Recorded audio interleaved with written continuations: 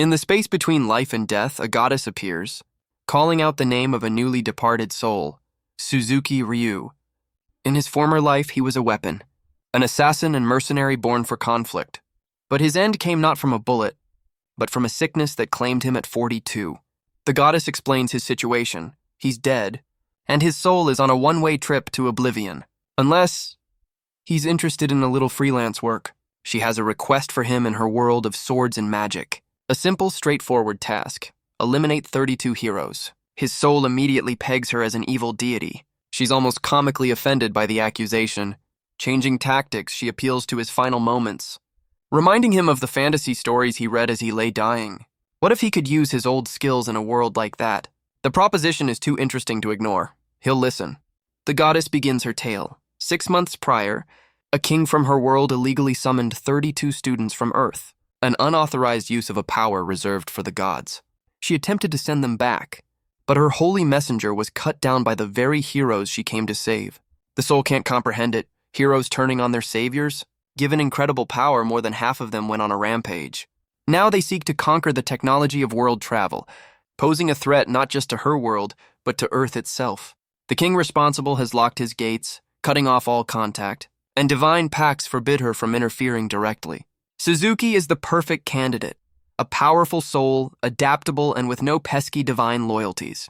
And to seal the deal, she presents his new vessel, a body she crafted for peak performance. She boasts that its physical stats and magical aptitude are perfect, but Suzuki's soul immediately rejects the offer. He argues that a body this flawless is too conspicuous for an assassin. The goddess explains that his soul will naturally alter its appearance anyway.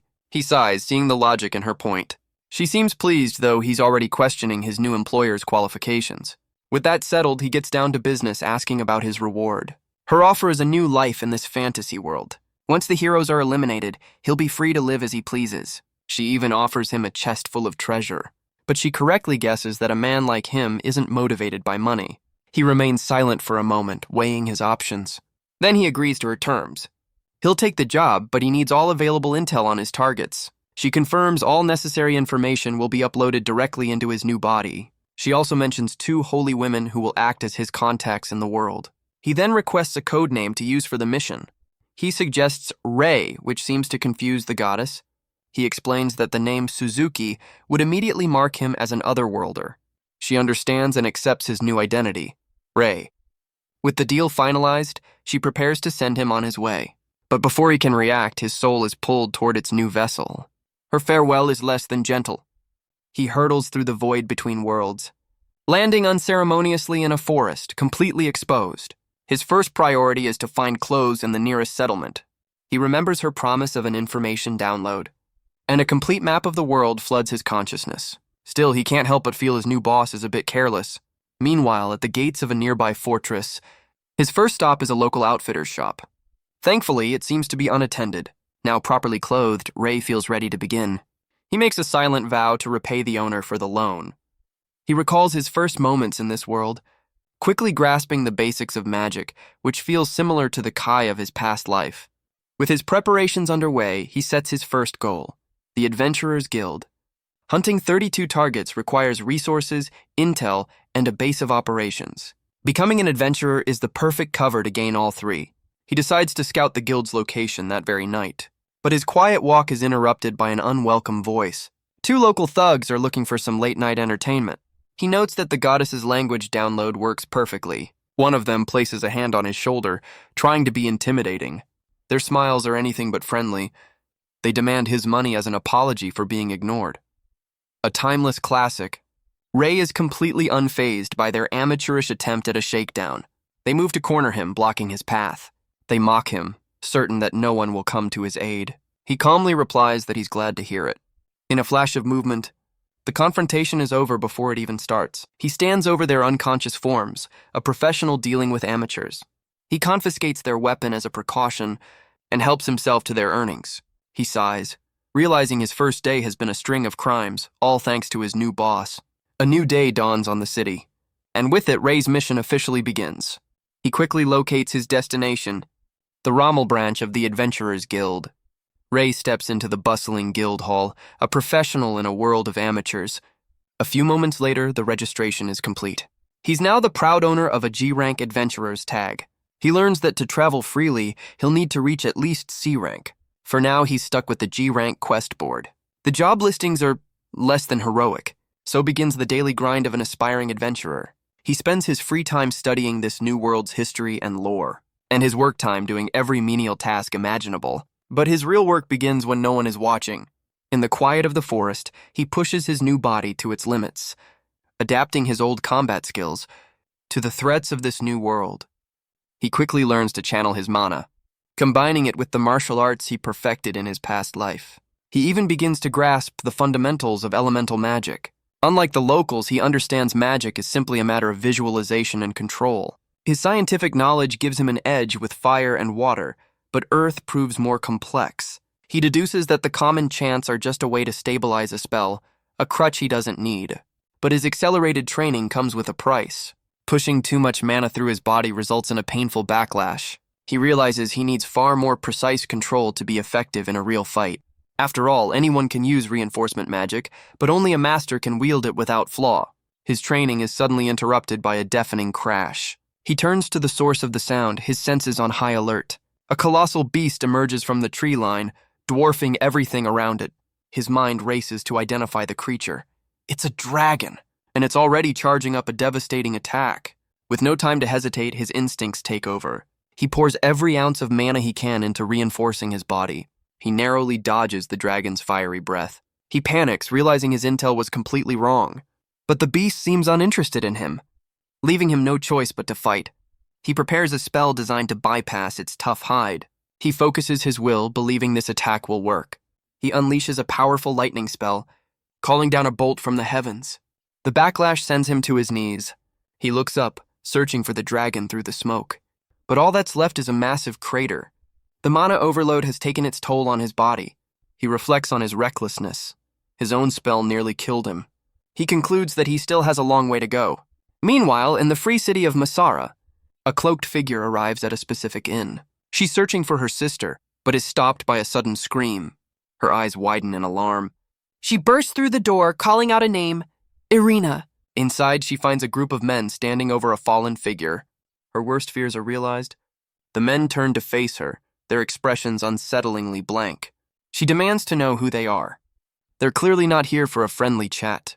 The scene cuts away as she flees through the forest. She runs for her life, pushing herself to the limit. But her pursuers have a dragon on their side. She throws up a defensive barrier just in time, but the force of the blast shreds her gear. She's shocked to find her reinforcement magic failing. The dragon rider closes in for the attack. She's struck down, crashing to the forest floor. Her pursuers descend, revealing themselves to be three of the summoned heroes, Sudo, Takahashi, and Honju, three of Rei's future targets. She glares at them with pure hatred. She attempts to cast a spell to fight back, but nothing happens. Her magic is completely sealed. She realizes with dawning horror that she's powerless. One of the heroes strikes her down without a second thought. They mock her, telling her to be careful not to ruin her face. Real heroic. Desperate, she reaches for a fallen sword. She lunges with all her remaining strength, but the blade shatters against his skin. Her last hope is extinguished in an instant. The hero Sudo merely complains about his torn uniform. A wave of terror washes over her. He casually swats her aside like an insect. He looms over her, ready to deliver another blow. His friends comment on his adamantine force ability. She lies broken on the ground, her face battered. One of them loses interest, finding her too damaged to be entertaining. But Sudo isn't finished with her yet. He deactivates his defensive skill. The third hero sits back, bored with the whole affair. The other two begin to argue over who gets to go first. It seems their leader's power is a source of some resentment. Sudo fumes, tired of being treated as a subordinate. But his rant is cut short by a sudden impact to his face. He touches his cheek, shocked to find his own blood. His companion looks on in disbelief as his dragon collapses. Sudo glares, a trickle of blood marking the first time his defense has failed. His companion, Takahashi, calls out his name in disbelief. Before he can react, the third hero, Honju, is taken down as well. In a matter of seconds, two heroes and a dragon are neutralized. Takahashi is left stunned, unable to process what's happening. A hand clamps down on his throat from behind. A cloaked figure appears from the shadows, silencing the last hero. And just like that, Rei stands victorious over his first three targets. He notes their surprising lack of magical barriers. They were so arrogant they never even sensed him coming. Amateurs. With the pests dealt with, he turns his attention elsewhere. He kneels beside the fallen woman, identifying her as an elf. He checks her pulse. She's barely alive. His internal scan reveals a horrifying list of injuries that will soon be fatal. He knows this world's healing magic can't fix this kind of damage. But by applying his past life's knowledge, he might be able to develop a true regeneration spell. He recalls the nerve damage from his own reckless magic, a mistake he doesn't want to repeat. He decides this elf will be the perfect test subject for his new theory. But first, it's time for a little interrogation. He wakes Suda with a splash of cold water to the face. The hero sputters, coming back to a world of pain. Rei grabs him, laying out the terms, answer his questions or die. To prove his point, he pins the hero's hand, explaining that his tendons are now severed. Suddenly, the third hero, Honju, makes a break for it, screaming for help. He summons a weapon from thin air, calling it the Holy Lance, and hurls it directly at Rei and his captive companion. The blast engulfs Rei, sending him flying. Honju looks back, confident his attack landed. The Dragon Rider, now awake, casually tells him he should have watched his aim. Rei rises from the dust, noting that the hero didn't hesitate to attack his own friend. A new face appears, introducing himself as Kiryu Hayato. He asks if Rei is here to save the elf. Kiryu mocks his own subordinate for failing to protect his prize. He then makes a vile threat, promising to make an example of the elf. Rei's expression hardens. There's no room for sympathy here. Kiryu realizes his dragon tamer is already dead. He orders his dragon to take flight. But Rei calmly tells him to come down and face him. The hero scoffs, preparing another Holy Lance from above.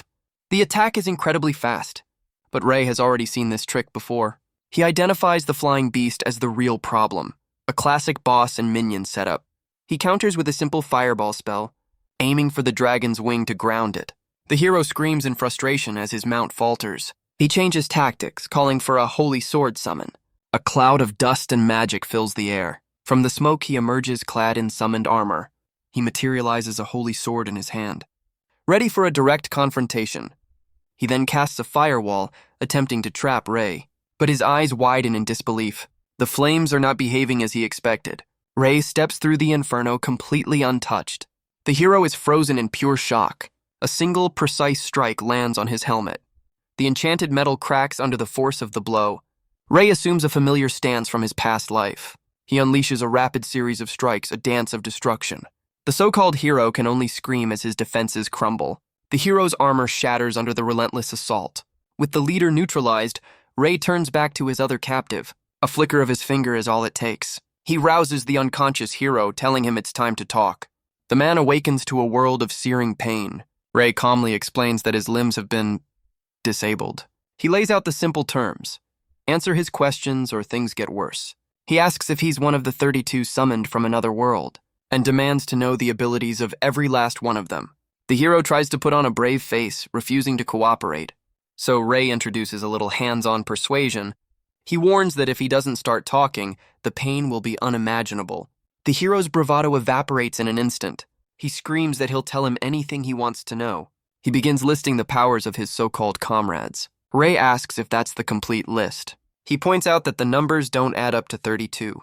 The hero cries that it's all he knows, swearing it's the truth. Rei deduces that some of the heroes are more cautious than others. He changes the subject, asking how they came to this world. The hero explains that their entire high school class was summoned. The king of the Oblivion Kingdom planned to use them as slave soldiers. But one student with an appraisal skill saw through the plan. Using that knowledge, the students overthrew the king and seized control. Rei has one final question for his captive. The hero looks up, desperate for the interrogation to end. Rei asks why they were chasing the elf woman. The hero begins to explain what happened at the inn. He confesses that they had purchased the elf for their own cruel sport, but her defiance enraged them, leading to the brutal chase through the forest. The hero explains that the elf's sister burst in, so they decided to take her as a replacement instead.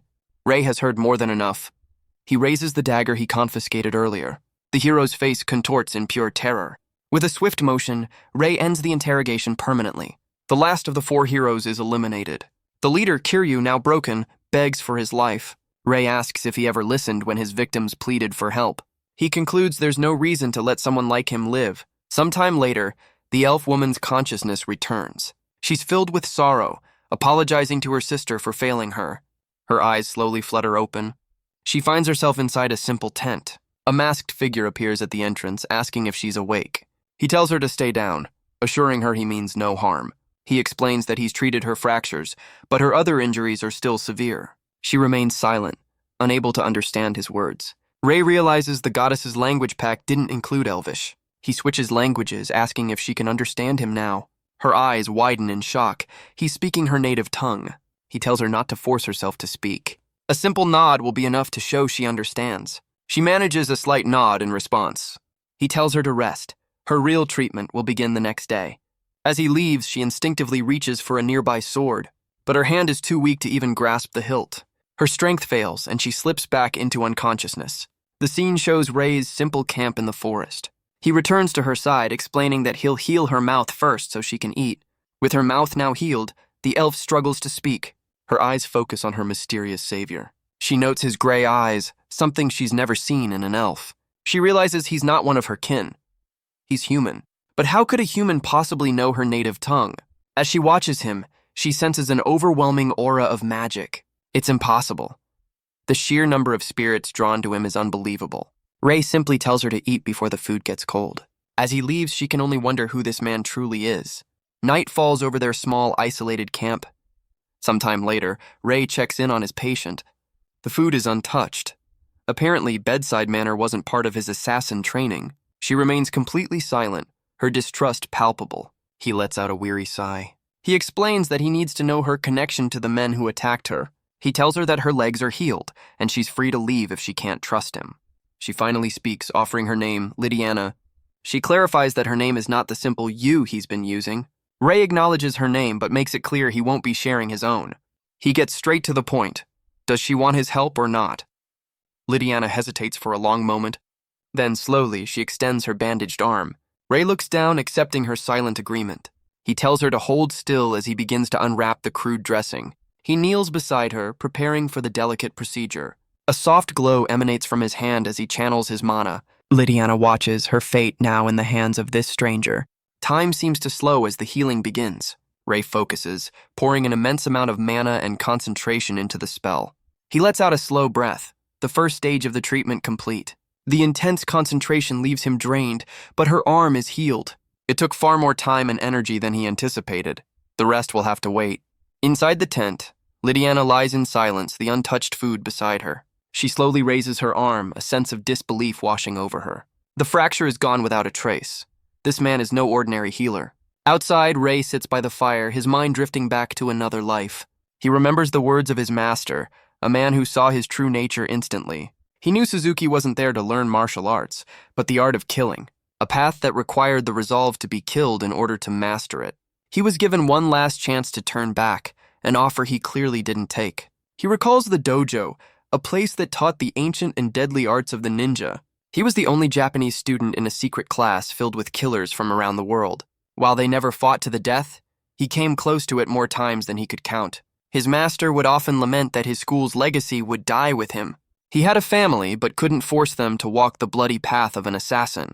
Even his talented great-grandson would be spared this life. He remembers his master's constant challenge, a real death match he knew he couldn't win. His master would just smile, knowing the truth in his student's words. He called him by a different name back then, a name from his youth, and always asked the same haunting question: when will you be able to kill me? Back in the present, Rei's expression is grim, the memory weighing on him. He wonders if the other heroes are even stronger than the master he could never defeat. The next day, Lydiana carefully tests her newly healed legs. With her savior seemingly gone, she quietly leaves the campsite. She wanders into the forest, searching for something. A small, glowing spirit of the forest appears before her. It seems to understand her unspoken need for water. The spirit gracefully leads her deeper into the woods. It guides her to a secluded, peaceful stream. She sits by the water's edge, finally able to wash away the grime of her ordeal. She gently washes her arm, finding a moment of peace in the water. But the memory of her ordeal flashes in her mind. The weight of it all comes crashing down, and Lydiana finally breaks. She knows that normal healing magic can't fix deep scars or shattered bones. She's convinced she'll be like this for the rest of her life. But then a thought cuts through her despair. She remembers the man who healed her broken arm so perfectly. A small flicker of hope begins to grow. She realizes he saved her, he healed her. and if she was deceived, it was only by her own mistrust. Back at the camp, Rei is practicing his magic. He's refining the very techniques he'll need to save her. He tests his reinforcement magic on his own leg, pushing his control to a new level. He seems satisfied with the results. Just then, he senses Lydiana's return. He calmly acknowledges her presence. She stands before him, finally ready to trust, apologizing for her behavior and thanking him. Rei simply points at her, getting straight to business. He tells her the treatment isn't over yet. She asks if he can truly heal her face. He answers with a confident, probably. So reassuring. He explains that he's already mastered nerve regeneration on his own arm. He tells her that her face is next, as soon as his mana recovers. In the meantime, he offers her some tea. She quietly accepts the gesture. He passes her the warm cup, a silent truce between them. And under the light of the full moon, a fragile alliance is formed. The time for talk is over. The treatment begins. He recalls a paper he once read on human regeneration. He visualizes her very cells, her bone structure, and pours his mana in to reactivate her body's own healing. A surge of power flows through her. This is his own unique interpretation of regeneration magic. The scars and bruises fade away without a trace. And with the dawn, the procedure is complete. The immense effort has left him completely drained. He jolts awake, suddenly remembering his patient. He chides himself for dozing off in front of someone else. But he's greeted not with fear, but a simple offer. She asks if he's finally awake, and for the first time, Rei sees her true face. She offers him a simple good morning. He can only stare, completely taken aback. He never realized how beautiful she truly was. Meanwhile, in the Oblian Kingdom, chaos erupts in the streets as monsters run wild.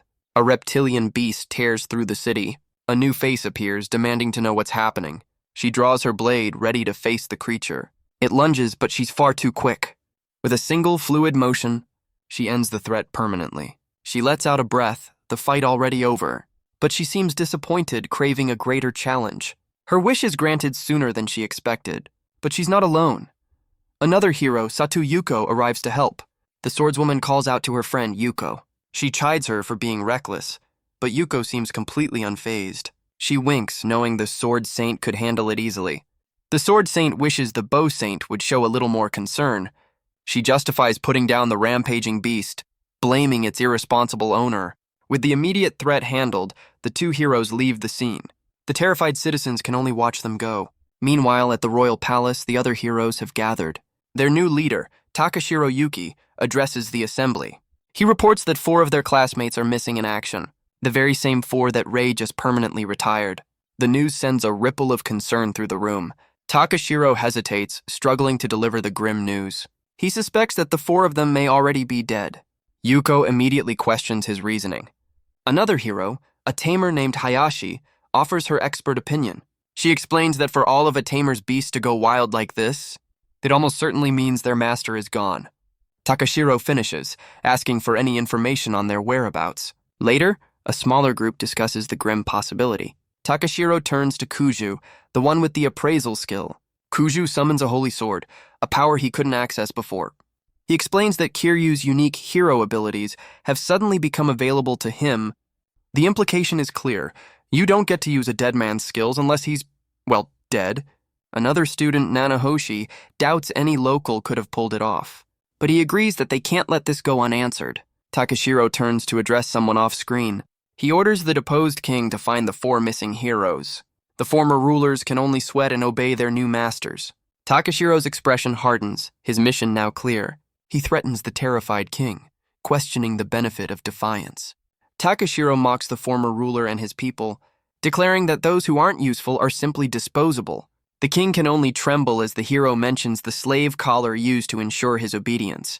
Another hero casually suggests turning the uncooperative into zombies. Real heroic stuff. Even the palace maids are not safe from their cruelty. The king's terror is met with Takashiro's cold, unwavering gaze. He finally breaks, offering a pathetic apology. The former rulers are dismissed like servants. One of the heroes sips his tea, remarking on their foolishness. He muses that the king's plan to use them was a fatal miscalculation. They were one step ahead, discovering the slave collars meant for them. The king never imagined that one of the 32 students would have an appraisal skill. Takashiro asks another student, Nanahoshi, about their preparations. Nanahoshi grins, confirming he's ready to move at a moment's notice. Their plan is simple. Use the king as a figurehead. letting him take the blame while they reap all the rewards. From the palace balcony, they declare this kingdom is now theirs.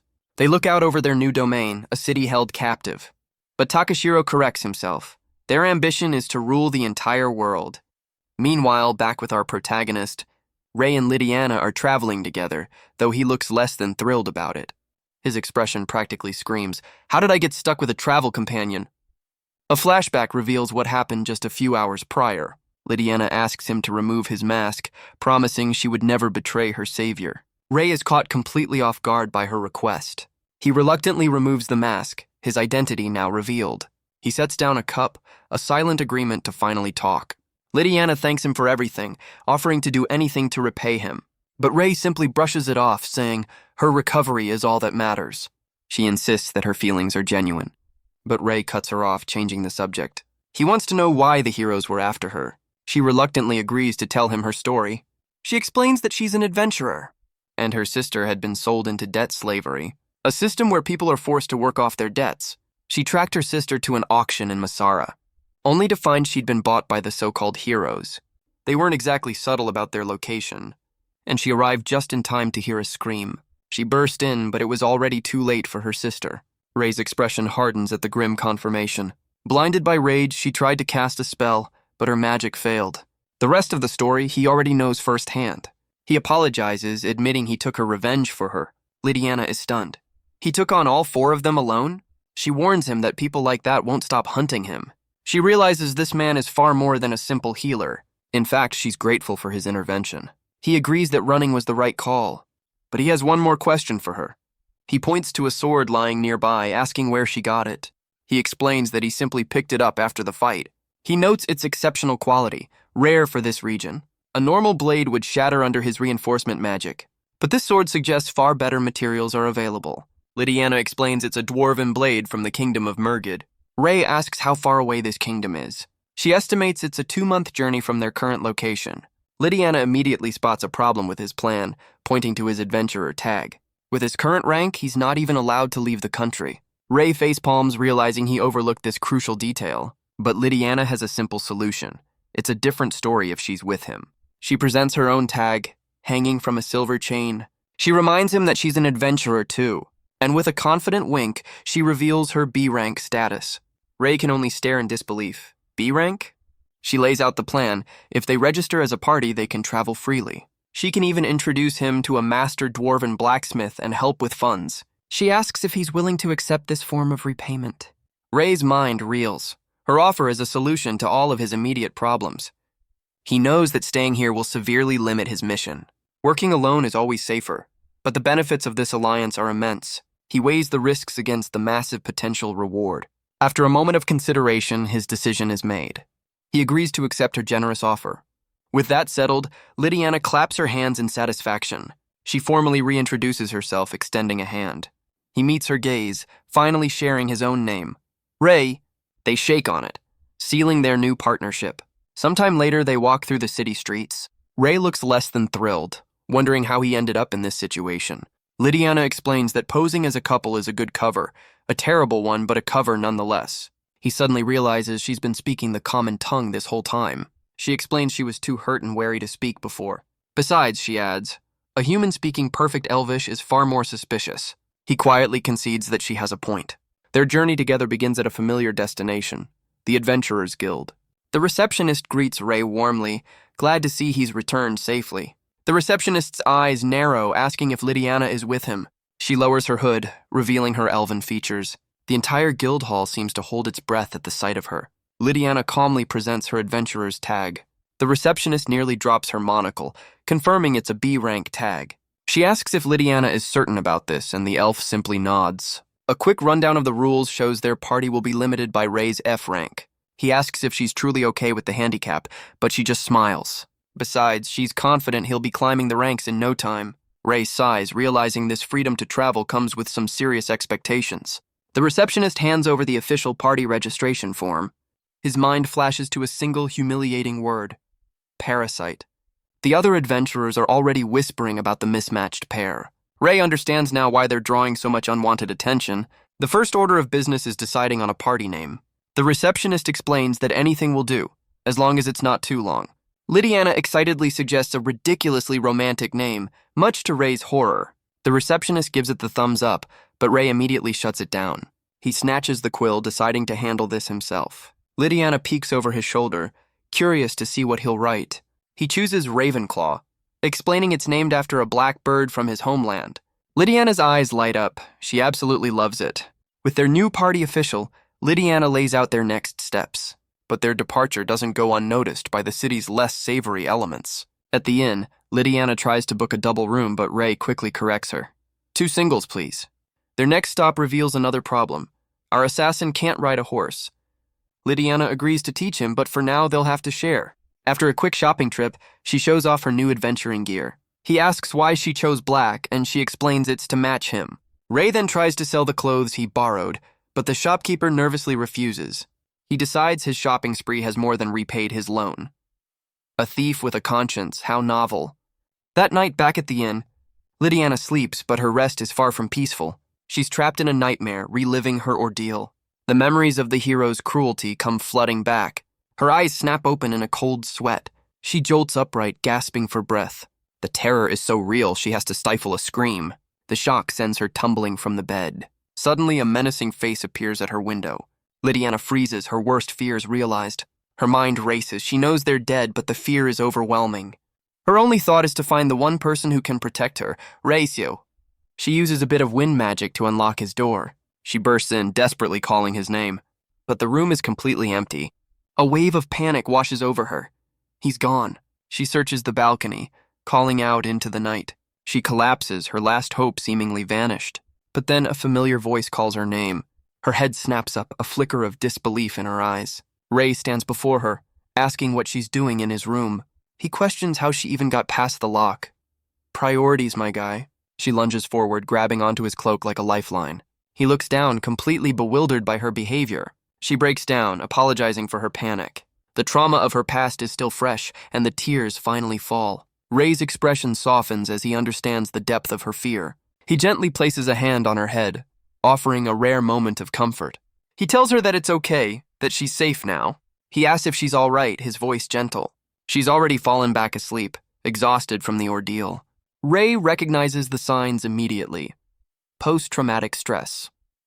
A condition he knows all too well from his past life, affecting even the strongest of soldiers. He realizes she's been bottling up her fear this whole time. He covers her with his cloak, knowing her healing is far from over. He wonders if this new body is making him go soft. The next day, they finally leave the city behind. Riding together, Lydiana quietly thanks him for the night before. He tells her not to worry, promising he'll be there if she gets scared again. She gets flustered, insisting it's just part of the treatment. Sure it is. They discuss their route, confirming their next major stop. A map lays out their long journey to the dwarven kingdom of Murgid, and so their cross-country trip officially begins. While setting up camp, Lydiana asks if he's noticed they have company. She confirms the wind spirits have been warning her of their pursuers. Ray reveals he's had detection magic active since they left the city. He's not an amateur. He's already counted them, 6 riders in total. They've been keeping their distance, waiting for the right moment to strike. He turns to Lydiana, asking what she wants to do. Her answer is simple and direct. They'll eliminate the threat. Ray offers to handle it alone, but Lydiana insists on joining him. He looks at her, questioning if she's ready for another fight. She meets his gaze with unwavering confidence. She's ready. With a silent agreement, they move out to intercept their followers. 2 of the pursuers are tending to their horses, completely unaware. Ray and Lydiana appear from the shadows, Ray signaling the number of targets. Lydiana closes her eyes, calling on the spirits of the wind. She unleashes a devastating windcutter spell on the first man. His companion can only stare in shock as the attack connects. The man chokes, his life cut short by the invisible blade, while Ray moves in to handle the second target. Under the silent watch of the stars, the remaining 4 pursuers regroup. One of them nervously suggests they should just leave, but their leader scoffs at the idea of letting a prize like Lydiana go. After all, her companion is just one weak-looking kid. What could possibly go wrong? A throwing knife to the throat answers that question immediately. The others can only watch in horror as their leader falls. The new man in charge steps up, his face a mask of fury. He spots Lydiana, ordering his men to capture her alive. But Ray has other plans, unleashing a torrent of water. The spell engulfs them, leaving them helpless. He asks Lydiana if that's the last of them. He recalls seeing these same men back at the guild, watching their every move. He correctly deduces that Lydiana was their target all along. She apologizes, admitting she was careless. She usually disguises herself as human, but completely forgot this time. Ray tells her it's not her fault as he cleans up the scene with a wall of fire. They watch the flames. The threat now neutralized. Lydiana is stunned, asking how he can cast such powerful spells without a chant. He explains that if you understand the principles, incantations are just a crutch. The word principles seems to confuse her, so he asks a simple question. What is water? Her answer is, well, that water is water. Can't argue with that logic. He rephrases, asking if she knows how water is made. She beams, proudly declaring that the spirits make it. It's fantasy. Ray can only sigh, realizing he's trying to teach science in a world run by magic. To demonstrate her point, Lydiana casts a powerful lightning spell of her own. Ray admits it's an impressive display of power, but his scientific explanation of it just leaves her completely bewildered. Lydiana is amazed, saying he mastered a legendary spell in a single night. But Ray knows it took him days, and her mana control is far beyond his own. A few days later, their journey brings them to a large port city. Lydiana explains this is Masara, a hub for trade, both legal and otherwise. Which is why, she winks, a disguise is absolutely necessary. Ray reaches out to check her fake ears, causing her to blush. He quickly apologizes, but she just tells him to warn her next time. She explains this is the city where the heroes were staying, and she has some unfinished business here, finding her sister's final resting place. Ray looks at her with understanding and quietly agrees. Their first stop is a familiar-looking inn. The innkeeper greets them warmly, asking if they need a room. Lydiana asks about the belongings left behind by the previous occupants of room 203. The innkeeper confirms the bill is paid and hands over her sister's adventurer tag. He then places a small box on the counter. Lydiana says she'll pay for a room, but Ray thinks staying here is a terrible idea. The innkeeper's eyes narrow, watching them closely. He offers a double room, which Lydiana immediately accepts, much to Ray's shock. Later, he decides letting her stay close is better than her having another panic attack. In their room, Lydiana is relieved to have recovered her magic bag. Ray has no idea what that is, so she offers a demonstration. She pulls a full-size sword from the tiny box, leaving him stunned. She explains it's a magic item that holds far more than it seems, and since it's tied to her mana, she knew its precious contents were safe.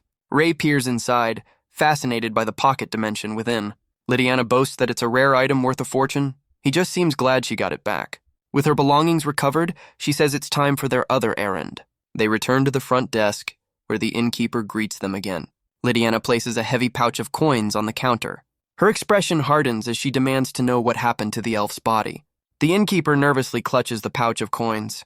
He stammers, claiming he can't just divulge guest information. But Lydiana isn't asking, she's paying for the truth. He finally cracks, admitting that yes, there was a body. He explains that the Royal Knights arrived and took everything. Lydiana is stunned. The Royal Knights all the way out here? The innkeeper adds that he was ordered to keep his mouth shut. Ray processes this new, dangerous piece of the puzzle. Lydiana thanks him for the information and leaves the payment. As they walk away, she remarks that it's a good thing they didn't stay there. They find lodging at a much more reputable establishment. Over dinner, Lydiana finds it strange for Royal Knights to be so far from the capital. But Ray knows exactly what it means. The heroes have taken over the kingdom. They're covering up the disappearance of their 4 comrades. Lydiana knows that searching for her sister's body now would be a death sentence. Ray asks if she's sure about leaving for Murgit as planned. She smiles, saying her sister is likely at peace somewhere. But her eyes tell a very different story. She gets his attention, her tone suddenly serious, and then she asks the one question he never expected. Are you from another world? Ray's composure shatters, nearly spitting out his wine. So much for the master of stealth. She explains that she's had her suspicions for a while now. His table manners are too refined, yet he can't ride a horse like a noble.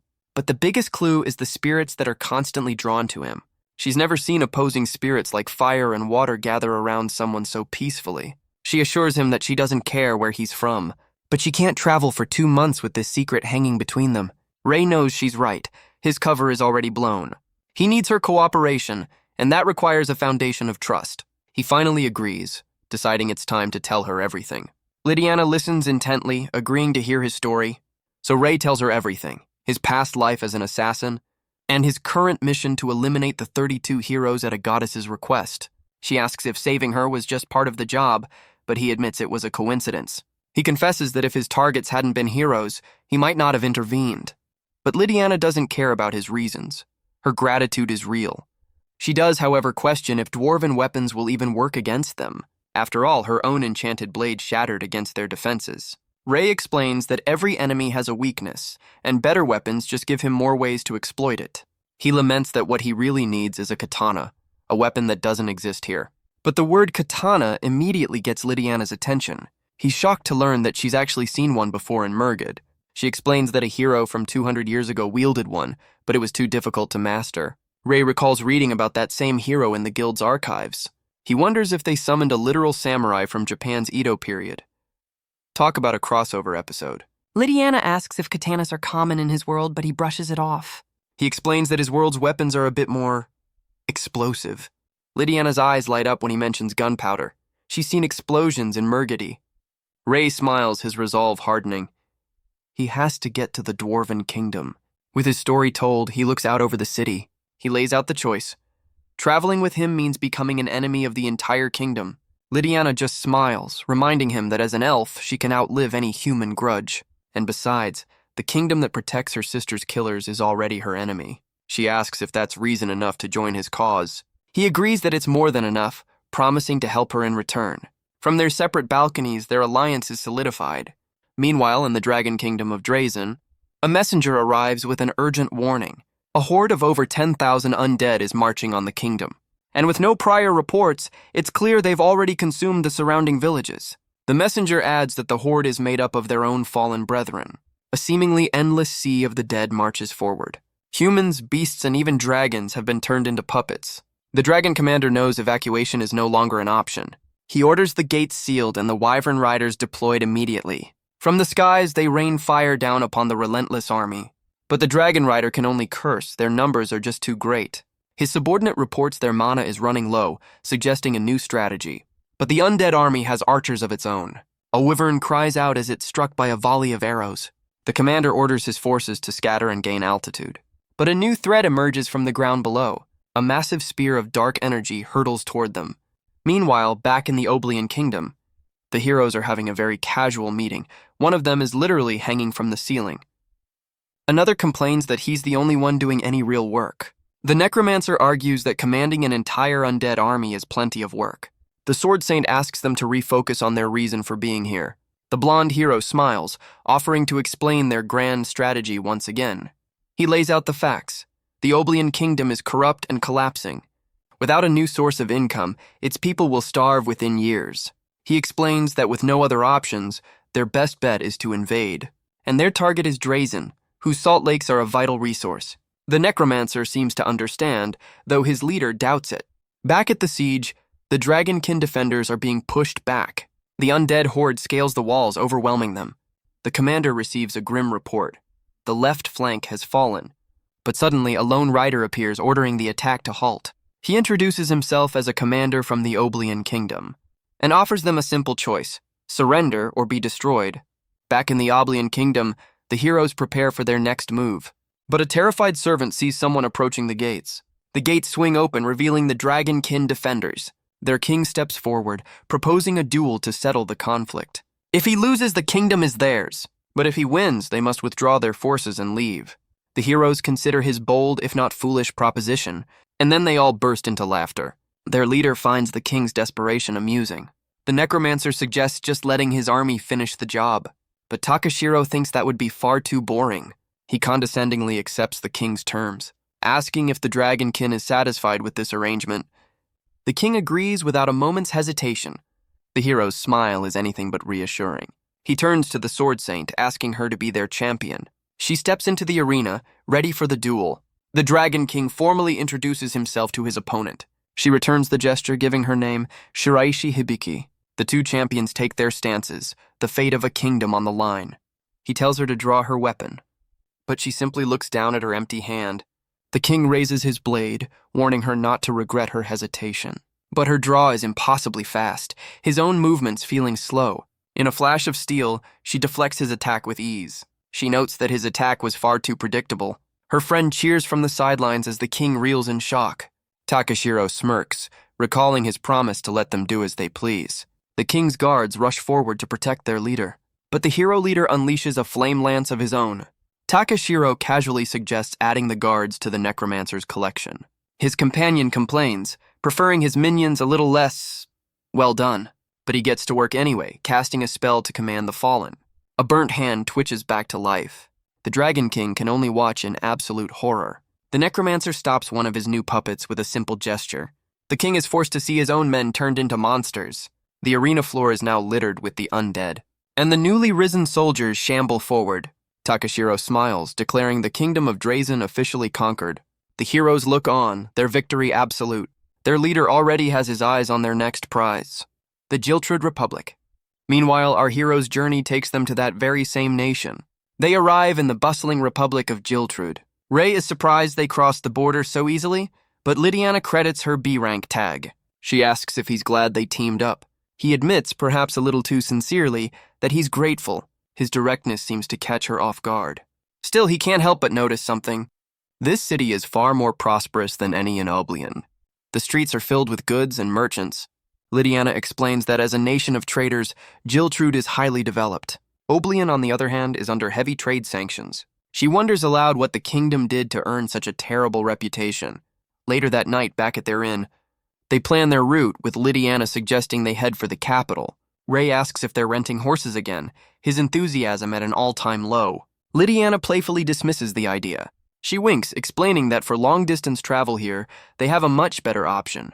Ray is stunned to see a massive train, something he never expected in a fantasy world.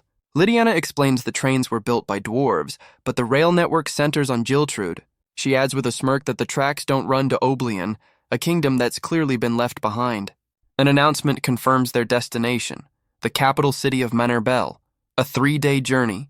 Inside their private car, Lydiana remarks on their good fortune, as they could have waited over a week. And so, the magic-powered locomotive begins its journey through the night. To pass the time, Ray pulls out a book he bought back at the border. Lydiana is shocked to learn he paid a full gold coin for it, a steep price for some light reading. He shows her the titles, one on flight magic, the other on barriers. He explains with a grin that they're grimoires written in an ancient tongue. Lydiana is floored. He can actually read them? She laments that scholars would be lining up to hire him, and probably kill each other for the privilege. Ray agrees it's probably best to keep this particular skill under wraps. He studies the text, confident he can master the principles of flight. Lydiana mentions she's tried before with wind magic, but with no success. She explains she tried creating an updraft beneath her, but it wasn't enough. Ray closes the book, ready to drop some science on her. It's all about aerodynamics and gravity control. Lydiana's eyes light up. With 3 days on the train, they have plenty of time to study. But their study session is interrupted by a sudden scream from outside. 3 days later, they arrive safely in the capital of Jiltrud, Manerbel. Lydiana informs him the next leg of their journey to Mergid departs in 3 days, and she's already booked a room. Ray is thrilled at the prospect of more studying, much to Lydiana's academic horror.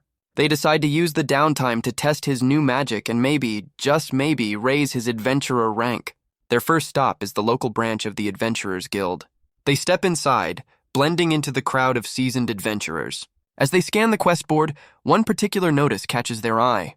A request concerning the undead. A guild staffer explains that reports of undead sightings have been on the rise. Most adventurers are hesitant to take the jobs, a reaction Ray finds perfectly logical. Lydiana explains the problem. The rewards are low and the required skills are too specific. Plus, with the risk of joining their ranks after a single scratch, it's no wonder everyone's passing on these quests. Lydiana adds that the undead also have a rather pungent aroma, so they decide to get some training in. In a quiet clearing, the two of them begin to spar. Ray's eyes narrow, ready for the lesson to begin. He parries her strikes, testing her form. But Lydiana is a natural, her movements fluid and precise. He offers a quick correction, telling her not to grip so tightly. Their blades meet in a flurry of steel. He's teaching her swordsmanship from his past life. Lydiana is pushed to her limit, but she's learning fast. The match ends with her blade at his throat. He can only smile, genuinely impressed by her skill. She celebrates her victory with a triumphant cheer. After all, it's not every day you beat a master assassin. Ray notes her incredible progress. She's a true prodigy. She suggests a trade. She'll teach him the sword if he teaches her magic. He wonders just how much of his deadly knowledge he should share. But their training is cut short by a sudden presence. He detects 2 figures nearby, likely more undead. They peer through the trees, confirming his suspicion. Lydiana asks if he's going to handle it, but he seems hesitant. He recalls that normal magic is less effective against them. The two zombies shamble past, completely unaware of their presence. Ray steps forward, unleashing a spell he's never used before. Purification. The undead creatures dissolve into motes of light. Lydiana is stunned. Holy magic is incredibly rare outside the church. He picks up the magic stone left behind, proof for the guild. She suggests they hunt more to raise his rank, and he agrees. But his detection magic suddenly goes wild. He stares in disbelief at the sheer number of contacts, over 100. He corrects himself. It's not 100, it's over 1,000. A swarm of undead far larger than he could have imagined. Lydiana knows this is more than a simple swarm. It's an entire army of the dead cresting the hill. This is a full-blown stampede. And the city guards are just now sounding the alarm. The local command is in chaos, wondering how this happened without warning. The commander knows they can't rely on adventurers for this. They're closing the gates, but their forces are hopelessly outnumbered. He sends out desperate calls for aid to every guild in the city, because if they fail, this entire city will be wiped from the map. Meanwhile, a luxurious carriage is making its way through the chaos. Inside, the necromancer hero complains about the month-long journey. His companions apologize, having taken a much faster dragon flight. The necromancer just scoffs, annoyed that their leader had better things to do. As they travel, they notice the magic-powered trains of Giltrude. The necromancer explains they're powered by magic stones. His companions are already planning to conquer this nation and expand the railway. The classic villain monologue. But the necromancer just wants a nap. Being a villain is tiring work. Suddenly his eyes narrow. He feels a strange sensation, a connection being severed. One of his puppets has just vanished. He looks out the window in disbelief, wondering what's happening. His undead army continues its relentless march, but one by one they begin to dissolve into pure light, disappearing without a trace. The heroes inside are stunned by the display. One of them spots a lone figure in the distance, single-handedly purifying the horde. The necromancer fumes, enraged that someone is destroying his precious minions. He turns to the bow saint Yuko and asks for her assistance. The bow saint winks, happily agreeing to the request. She lets an arrow fly with blinding speed. But Ray dodges just in time, the attack missing him by inches. The sword saint is stunned that anyone could evade her friend's shot. Ray remains calm, analyzing the new threat. As the necromancer complains about his dwindling army, the two girls decide to join the fight. Ray braces himself, realizing the situation has escalated. He's shocked by the sheer speed of the bow saint's attack. His intel was right. Magical defenses are useless against them. He and Lydiana watch from the trees, spotting a carriage in the distance. It's surrounded by the undead, clearly the source of the problem. Ray uses his detection magic, confirming 3 targets inside. His enhanced vision zooms in on the carriage. He sees them clearly now. Heroes still in their school uniforms. Lydiana is overcome with rage and lunges forward, but Ray holds her back. She pleads with him, insisting that this is her fight. He tells her to calm down. A reckless attack against heroes is a death sentence. He quickly processes the new information, his mind racing. He identifies the necromancer, Nanahoshi, the sword saint, Shiraishi Hibiki, and the bow saint, Sadu Yuko. Necromancer, sword saint, bow saint. 3 more names on his list. He decides that if he's going to take one down, it'll be Nanahoshi. The necromancer confirms he's the one behind this entire undead stampede. His goal is to turn the entire city into his personal puppet collection, a classic villain hobby. Ray knows he can't fight all 3 at once, especially with 2 martial arts experts. He quickly forms a plan. He'll draw the attention of the sword and bow saints, while Lydiana takes out the necromancer in the confusion. He pulls out a small vial, preparing for the fight ahead. It's a mana recovery potion, a necessary evil for the battle to come. But he recalls a critical flaw in his perfect body. If poison doesn't work, neither does medicine. He steps out to confront them, and the bow saint seems surprised he's a swordsman, not a mage. She even comments on his good looks, noting he's about their age. The 2 heroes stand ready, one amused, the other all business. Ray's mind races, identifying his opponents, the bow saint and the sword saint. The 3 of them stand off in the clearing, the battle about to begin.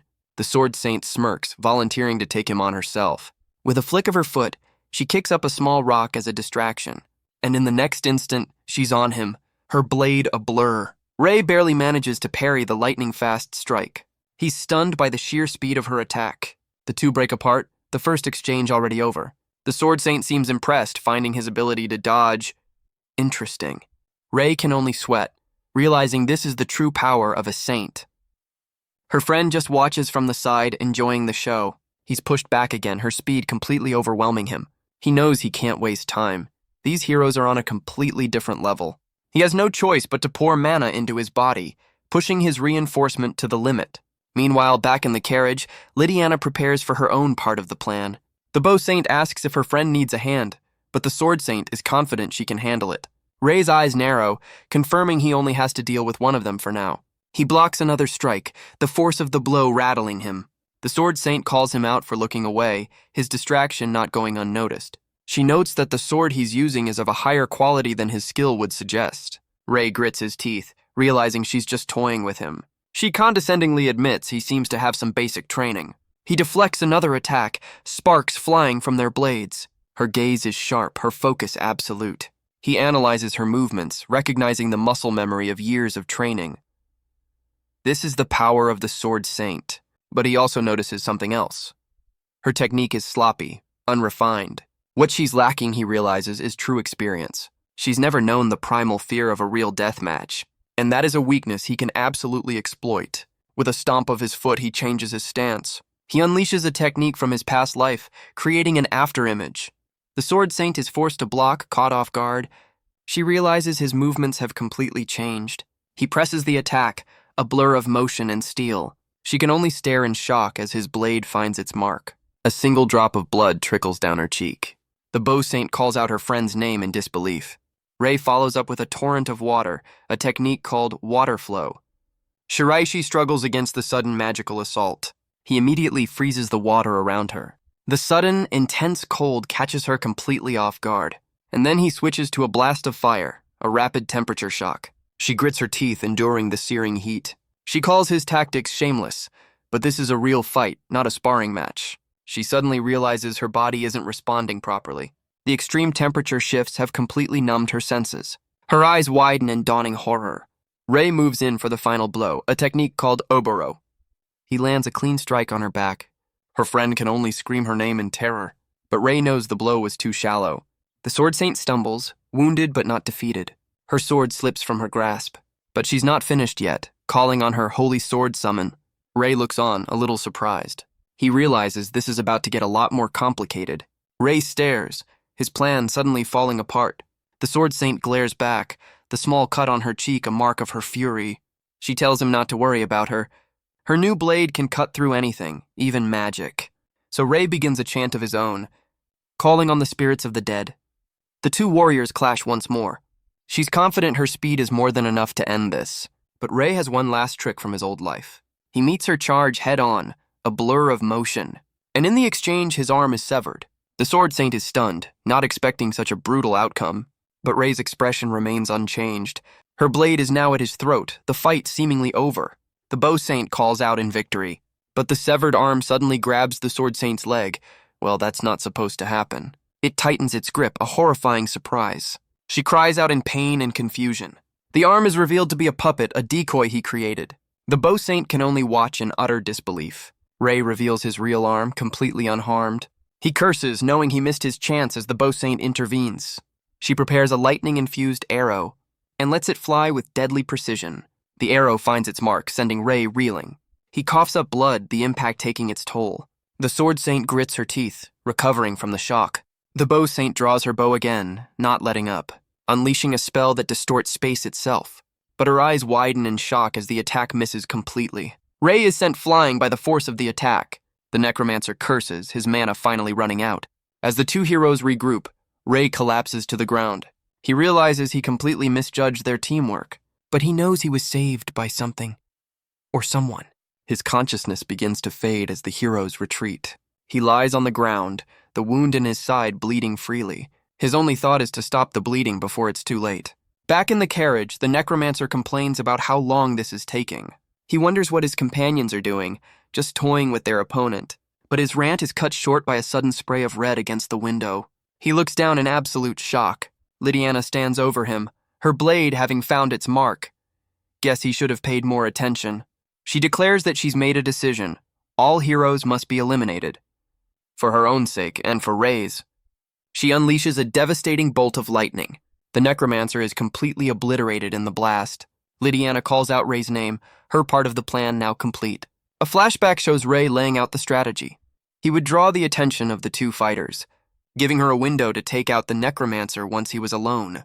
Lydiana admits she couldn't have faced them all at once. Back in the present, Ray makes his move, drawing the heroes away. Lydiana's eyes are filled with a cold, determined fury. She weaves through the remaining undead, closing the distance. The Bow Saint is still tending to her wounded friend. Lydiana strikes from behind, taking her by surprise. She glares at the Bow Saint, the one who shot Ray. The Sword Saint looks back, her eyes burning Lydiana's face into her memory. Lydiana cries out his name as Ray finally succumbs to his injuries and falls. Lydiana frantically pulls out every healing potion she has. Her hands shake as she prepares the vials. She tries to force the medicine down his throat, pleading with him to hold on, to not die. But the bleeding just won't stop. She stares in disbelief. The potions have no effect. A horrifying thought begins to dawn on her. Ray explains that his perfect body is also perfectly immune to medicine. A great feature to have right now.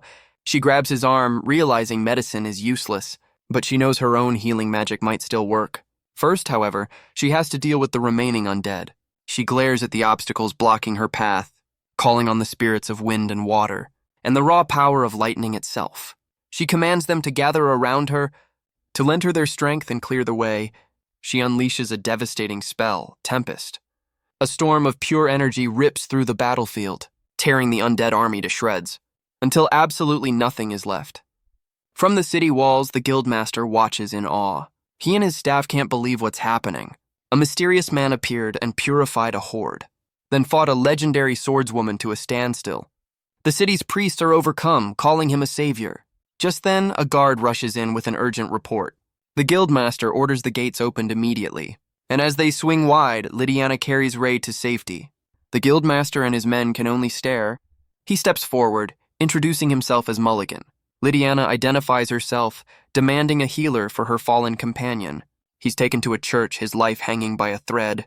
Meanwhile, back in the Oblian Kingdom, the Sword Saint, Shiraishi, is still reeling from her defeat. She and the Bow Saint retreat to the safety of the palace.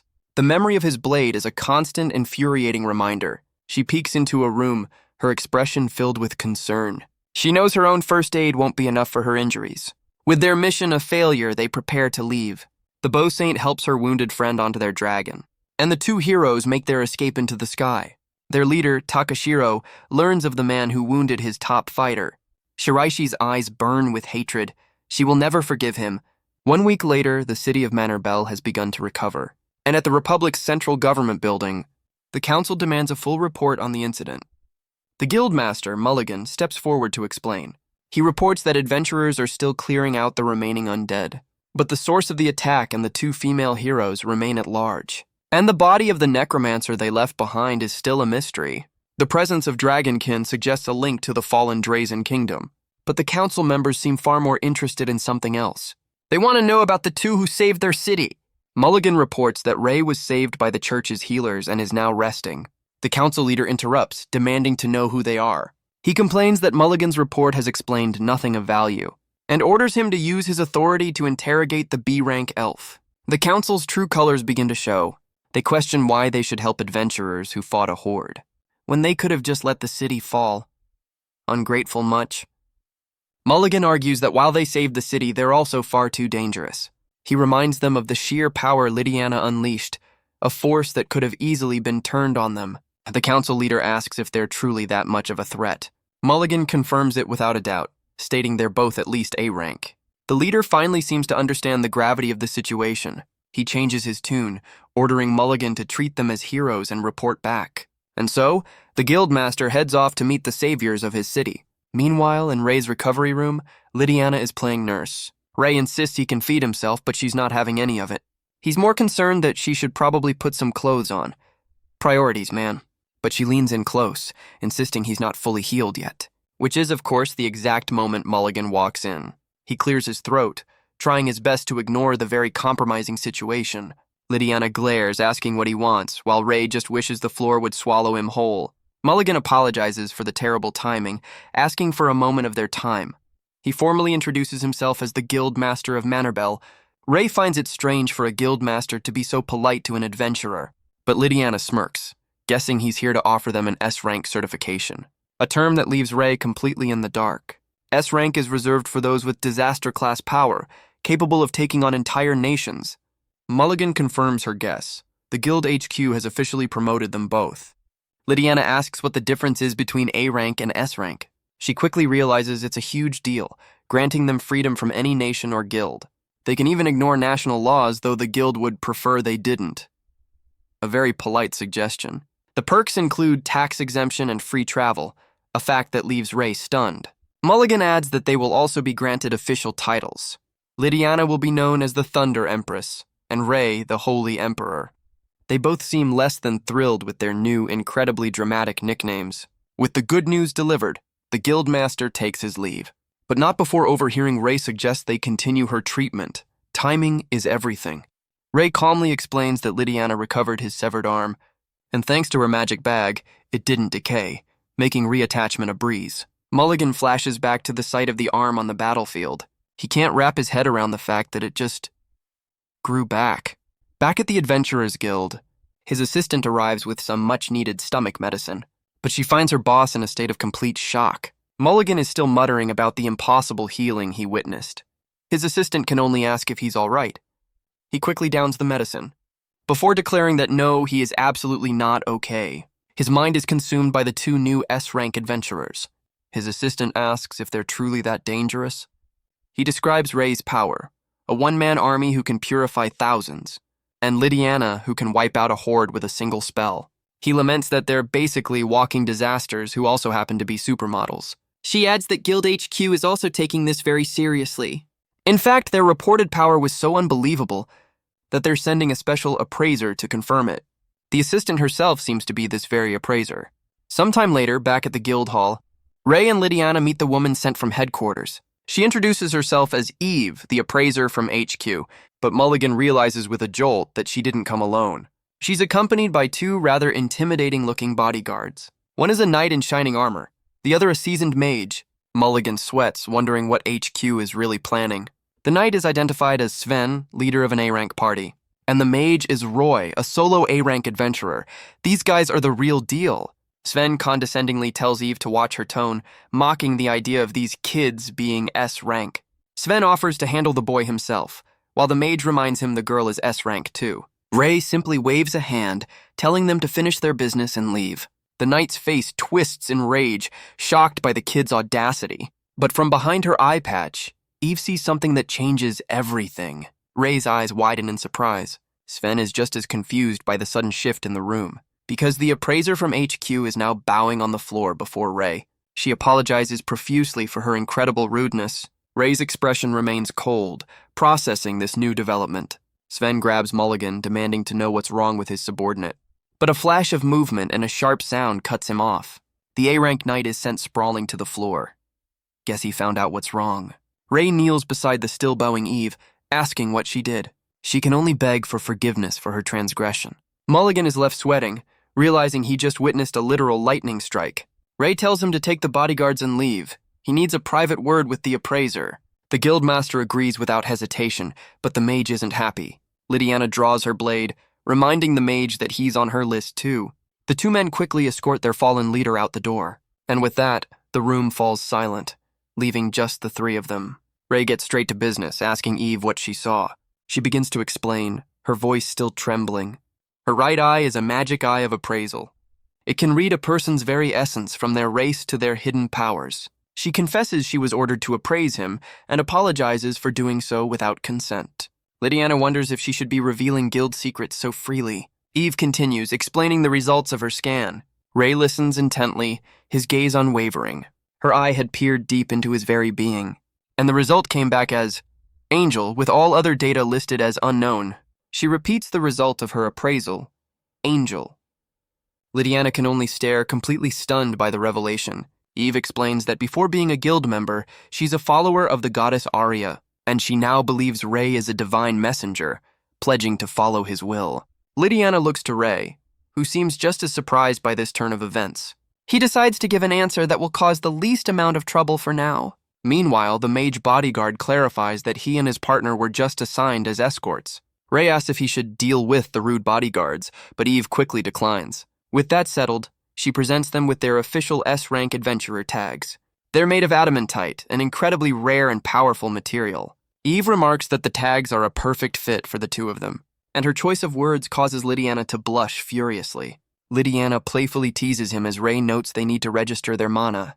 He decides it's time to call the guildmaster back in. Mulligan bursts through the door, carrying the necessary registration tool. Ray places his new tag on the crystal orb, infusing it with his power.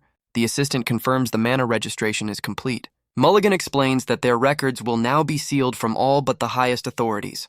He also gives them A-rank tags to use for daily business to avoid unwanted attention. Eve then asks Ray what she should include in her official report to headquarters. He turns the question around, asking what Mulligan has already told them. The guildmaster lists off Ray's known abilities, chantless magic of multiple elements, master-level swordsmanship, and impossible regeneration magic. He's basically a walking legend. Ray tells her to just report that, and she dutifully agrees. Mulligan insists that Ray needs to realize just how abnormal his power level truly is. With her orders confirmed, Eve excuses herself to use the communication room. She explains the device was designed by a hero from a past era. Ray is immediately fascinated, and Eve confirms that as S-rank, he's free to use it anytime. Mulligan realizes that sending an appraiser was an exceptional measure, and that the entire situation was likely orchestrated by someone other than the guild's Grand Master.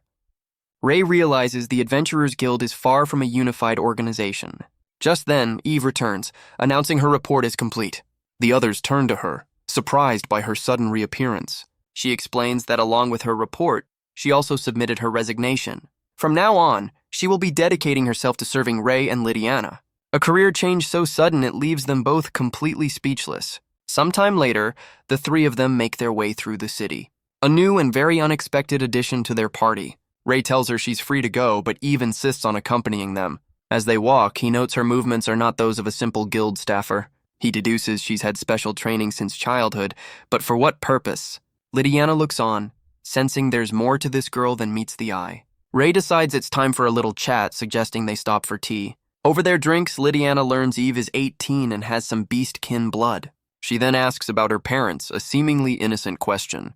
Eve explains she was an orphan, abandoned at a church and raised there. Lydiana leans in, whispering a quiet observation to Ray. Eve suddenly looks up, asking if he's an assassin or an inquisitor. Ray asks what's wrong, and Lydiana explains that Eve is followed by dark spirits, which means she's a practitioner of dark magic, an unusual skill for someone raised by the church, who typically wield holy magic. Lydiana deduces she's either a church cleaner or an inquisitor sent by the guild. Eve quietly denies being an assassin. She panics, insisting her only goal is to serve Ray as a messenger of the goddess. But Lydiana points out that if that were true, she would have reported to the church, not the guild. Eve hesitates, a shadow crossing her face. She confesses that she was abandoned by the very church that raised her. Because of her magic eye, she was trained from a young age to be an inquisitor. But 6 months ago, she lost her eye and her combat abilities and was promptly exiled. Ray is stunned, asking what she means by losing her eye. She explains that her right eye is for appraisal, but her left was a magic eye of flame. Lydiana is stunned, having never heard of anyone with 2 different magic eyes. After losing her main combat ability, the church deemed her useless. A guild official took her in, and she considers herself lucky to have avoided a worse fate. But Lydiana is still confused, asking why she'd follow Ray if the church abandoned her. Eve explains that her faith in the goddess is separate from the corrupt institution. She believes Ray's appearance is a divine sign, an answer to her prayers. She reveals that the holy messenger killed by the heroes was sent with a divine oracle. Eve was dispatched to find the killers, but was attacked and lost her eye in the process. Ray asks if the heroes knew about the oracle's contents. She says no.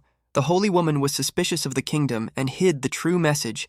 She pulls out a small, unassuming book and opens it to reveal the hidden text within. The glowing script confirms this is the true oracle. She was forced to flee to protect it, and only her superior knows of its existence. Ray realizes that if the heroes knew about him, they wouldn't have been so careless. His expression is grim as the pieces of the puzzle fall into place. Eve believes that meeting Ray now is the goddess's will, a fated encounter. Lydiana and Ray exchange a look, processing this massive info dump. Ray has one final question for her. He asks Eve what she thinks of the heroes.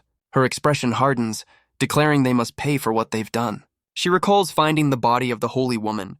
The memory of the brutal scene fills her with a desire for vengeance. She bows, offering her skills in dark magic and swordsmanship to their cause. Lydiana turns to Ray, suggesting they should probably take her with them. Ray seems to agree, knowing her intel is invaluable. He recalls the goddess mentioning 2 holy women who would be his contacts. He decides not to send her away just yet. Eve bows deeply in gratitude, as Lydiana teases Ray for being a softie. He tells her that he needs to see her true strength. Back at the inn, Eve decides to get this over with. Ray calls out her name, his expression serious. He tells her to lie down on the bed. She quietly loosens her tie and agrees. She apologizes, saying she'll do her best despite her inexperience. Ray is completely lost as Lydiana points out his explanation was lacking. He quickly clarifies that he's going to treat her missing eye. Eve can only stare, repeating his words in disbelief. He explains that regenerating the eye is possible, but he can't guarantee its magic will return. Still, he adds, it's better than nothing. She agrees, and he raises his hand to begin. A soft glow emanates from his palm as he places it over her eye. In an instant, the treatment is complete. She looks out the window, her vision fully restored. Tears of joy stream down her face as she touches her cheek. She thanks him with an acrobatic bow, a very flexible way to show gratitude. Ray tells her not to worry, suggesting they test the eye's function later. Just then, Lydiana arrives with a tray of tea. Ray, completely drained, asks her to look after Eve while he rests. Lydiana smiles, inviting their new companion for a chat. The 2 women sit down for tea, a new bond forming, while our boy Ray is completely passed out from the effort. Meanwhile, back at the Adventurers Guild, Mulligan informs the 2 bodyguards that their pay is being cut in half. The knight, Sven, is absolutely furious at the news. He slams his fist on the desk, demanding information on Ray's party. But Mulligan calmly refuses, citing guild confidentiality. Sven scoffs, mocking the idea that they were a threat. Mulligan's gaze hardens, questioning if Sven is truly A-rank material. The 2 A-rank adventurers storm out of the office. Sven grits his teeth, vowing he won't let this humiliation stand. Sometime later, outside the city walls, Ray explains they'll be conducting some field training to test Eve's abilities. He finds a suitable clearing, deciding this spot will do. The first order of business is to test her newly restored magic eye of flame. He tells her not to hold back. He and Lydiana can handle any stray fire. A very confident fire department. Eve closes her eyes and agrees to the test. Her left eye snaps open, glowing with a strange, powerful energy. Ray watches intently, waiting to see what she can do. A torrent of black flame erupts from the ground, shocking them both. Lydiana can only stare, stunned by the sheer destructive power. She asks if Eve only burned the target, and she confirms it. Eve explains the eye has its limits, including a high mana cost and a short usage window. Ray deduces that her combined powers make her a natural assassin. But her appraisal eye has a major flaw. It requires 10 seconds of direct eye contact. Not exactly subtle, Ray points out that staring at someone for that long is a great way to be remembered. He promises to teach her the principles of fire to improve her control. When asked about her dark magic, she explains she only knows 2 spells, sleep and paralysis. Ray's interest is immediately piqued. He asks her to try casting one on him, much to her shock. Lydiana gives him a look that could curdle milk, and he asks what her problem is. She calls him a weirdo for wanting to test dangerous magic on himself. She's not wrong. Eve drops to the ground, begging him to reconsider. She explains that both spells are potentially fatal. A slight miscalculation could easily stop his heart for good. He tells her to get up, but she refuses to perform such a dangerous test. So he pulls a knife, deciding a little persuasion is in order. He explains that in return, he'll be showing her his own skills. The 2 of them face off, knives drawn, ready for a very different kind of training session. He tells her to come at him with the intent to kill. Eve hesitates, still unsure about this whole arrangement, but Lydiana gives her a reassuring nod to go all out. Her expression hardens with a newfound resolve. She tightens her grip on the small blade, and with a final nod, she agrees to his terms. She lunges forward with surprising speed. Her blade cuts through the air, aimed for a vital point.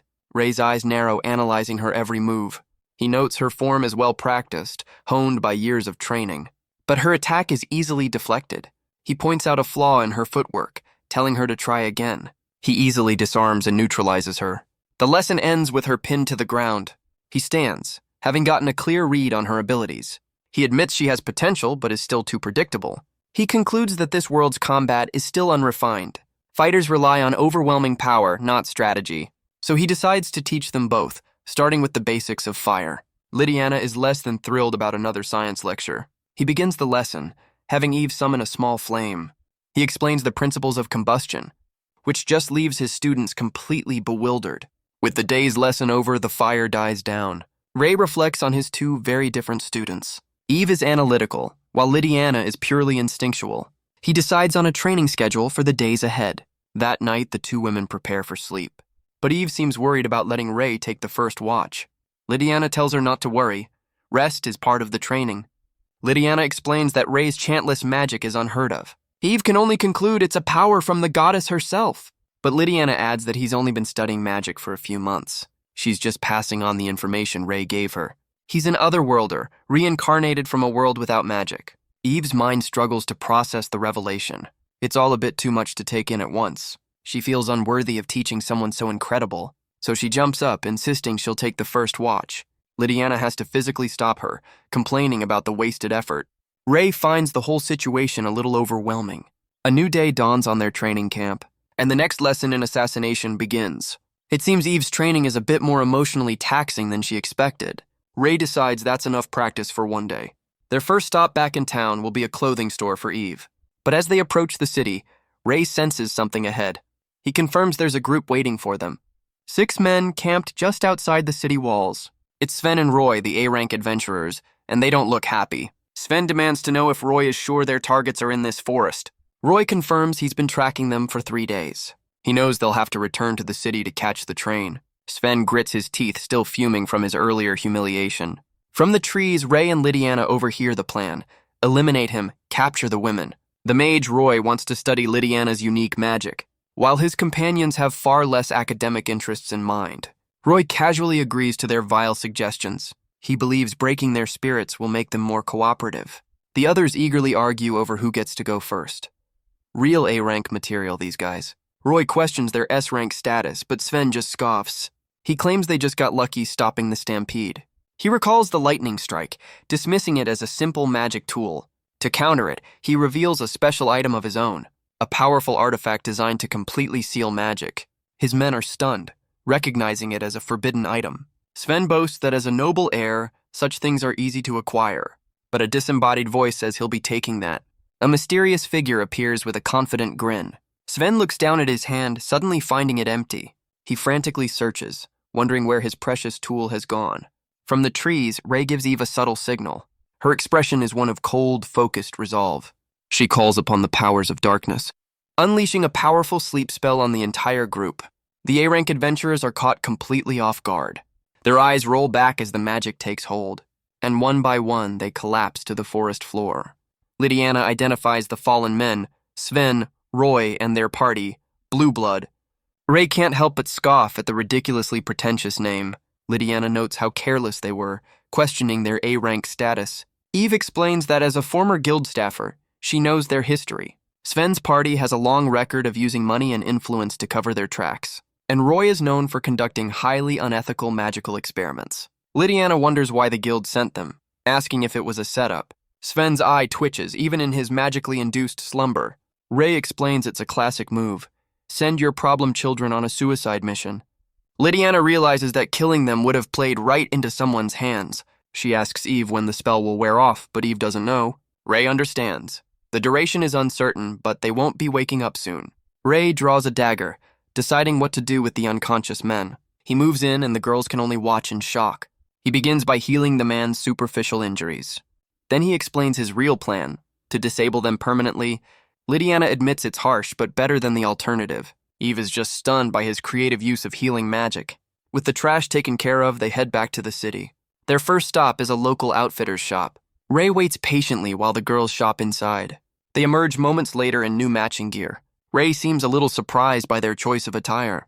Eve explains she just wanted to match the rest of the party. He tells her it suits her, as Lydiana suggests they make the party official. But Eve feels she's not worthy of joining an S-rank party. Ray reminds her they've already been over this. He explains that with her low rank, this is the only way for her to travel freely. She finally agrees, her eyes filled with gratitude, and so they head back to the Adventurers Guild. The receptionist is more than a little jealous to see Eve joining them. A classic fangirl moment. With their business in the city concluded, They make their way to the magic train station. The train to the dwarven kingdom of Mergid is departing soon. Ray's expression is set, ready for the next leg of their journey. The newly formed party is ready to head for Mergid. Ray announces that their 3-day trip is the perfect time for more magic lessons. Lydiana is less than thrilled at the prospect. In fact, she looks absolutely horrified. But she knows there's no arguing with him. In just 3 days, they'll finally reach the dwarven kingdom and get one step closer to their ultimate goal. Meanwhile, back in the Oblian kingdom, a student peeks into a room. The Bow Saint Yuko calls out her friend's name in alarm. She grabs another student, demanding to know what's wrong. She asks about the condition of the Sword Saint, Hibiki. The girl apologizes, saying her own wounds are minor, but Hibiki's eyes were badly injured in the fight. The other heroes can only look on in shock and concern. Yuko explodes in a rage, vowing she will never forgive him. She kicks a bookshelf, her fury completely uncontrollable. One of the others tries to change the subject. A terrible idea. She snaps back, screaming that their friend is dead. Her outburst leaves the others completely stunned. She turns back to her wounded friend, calling her name. She collapses by the bedside, overcome with grief. She apologizes, blaming herself for not being there sooner. Their leader, Takashiro, wonders who could have done this. From the bed, Hibiki offers a single chilling word: Reincarnated. She believes their opponent is from their world, likely Japanese. She recalls his fighting style, a technique from an ancient school. Yuko recognizes the term from a book in Hibiki's family home, a self-hypnosis used by soldiers to overcome the fear of death. One of the heroes jokes that maybe a samurai was reincarnated. Yuko's gaze turns cold, promising to kill the man responsible. Hibiki reflects on the fight, recalling techniques she'd never seen. She wonders if her own school of swordsmanship has such moves. Yuko asks if it could be a lost art from her family's past. Hibiki speculates that her great-grandfather might have known it. She remembers the old master of her family's dojo. Yuko recalls seeing him spar in a secluded dojo in the mountains, a memory of a young girl running toward that very same place. A young girl peeks into the dojo, witnessing a brutal scene. Inside, her great-grandfather spars with a young student. The master seems to be enjoying the fight a little too much. He challenges his student to reach the true essence of their art. But with a knowing smile, he denies him the chance. He tells him it's still far too soon. And in an instant, the match is decided. The young Suzuki is left defeated on the floor. The girl, a young Hibiki, can only watch in silence. She realizes this brutal training is far from what she's been taught. She flees the dojo, running deep into the forest. The memory of the fight leaves her completely terrified. Back in the present, Yuko sits by Hibiki's bedside. She finds it hard to believe this story is from Japan. But Hibiki confirms it's likely the truth. She explains their family style has a secret, deadly art. Takashiro realizes their opponent is a master of that very art. Yuko's expression is grim, the pieces falling into place. Hibiki admits she was arrogant, believing she was invincible. She wonders what would have happened if she'd used her holy sword, and offers a silent apology to her great-grandfather. Yuko leaves the room, her mind reeling. She looks back, her heart aching for her friend, and grits her teeth, vowing to share in her pain. She reflects on the power they've gained in this new world. She's killed many, but never imagined being the one hunted. But more than that, something else troubles her. She recalls the look in Ray's eyes during the fight, the terrifying resolve of a man who has already accepted death. The realization sends her crumbling to the floor in fear. She thinks back to the fight, wishing she'd finished him then. Takashiro vows that next time he won't be so careless. He promises to get revenge for his wounded friend. The other heroes can only look on with concern. Back on the train, Ray asks Lydiana what's wrong. She admits that something has felt off for a while now. He asks if she's worried about their destination. She tries to brush it off with a smile. But her expression falters. She can't hide her unease. She remarks that they've finally made it. The whole reason for this journey was to get him a weapon.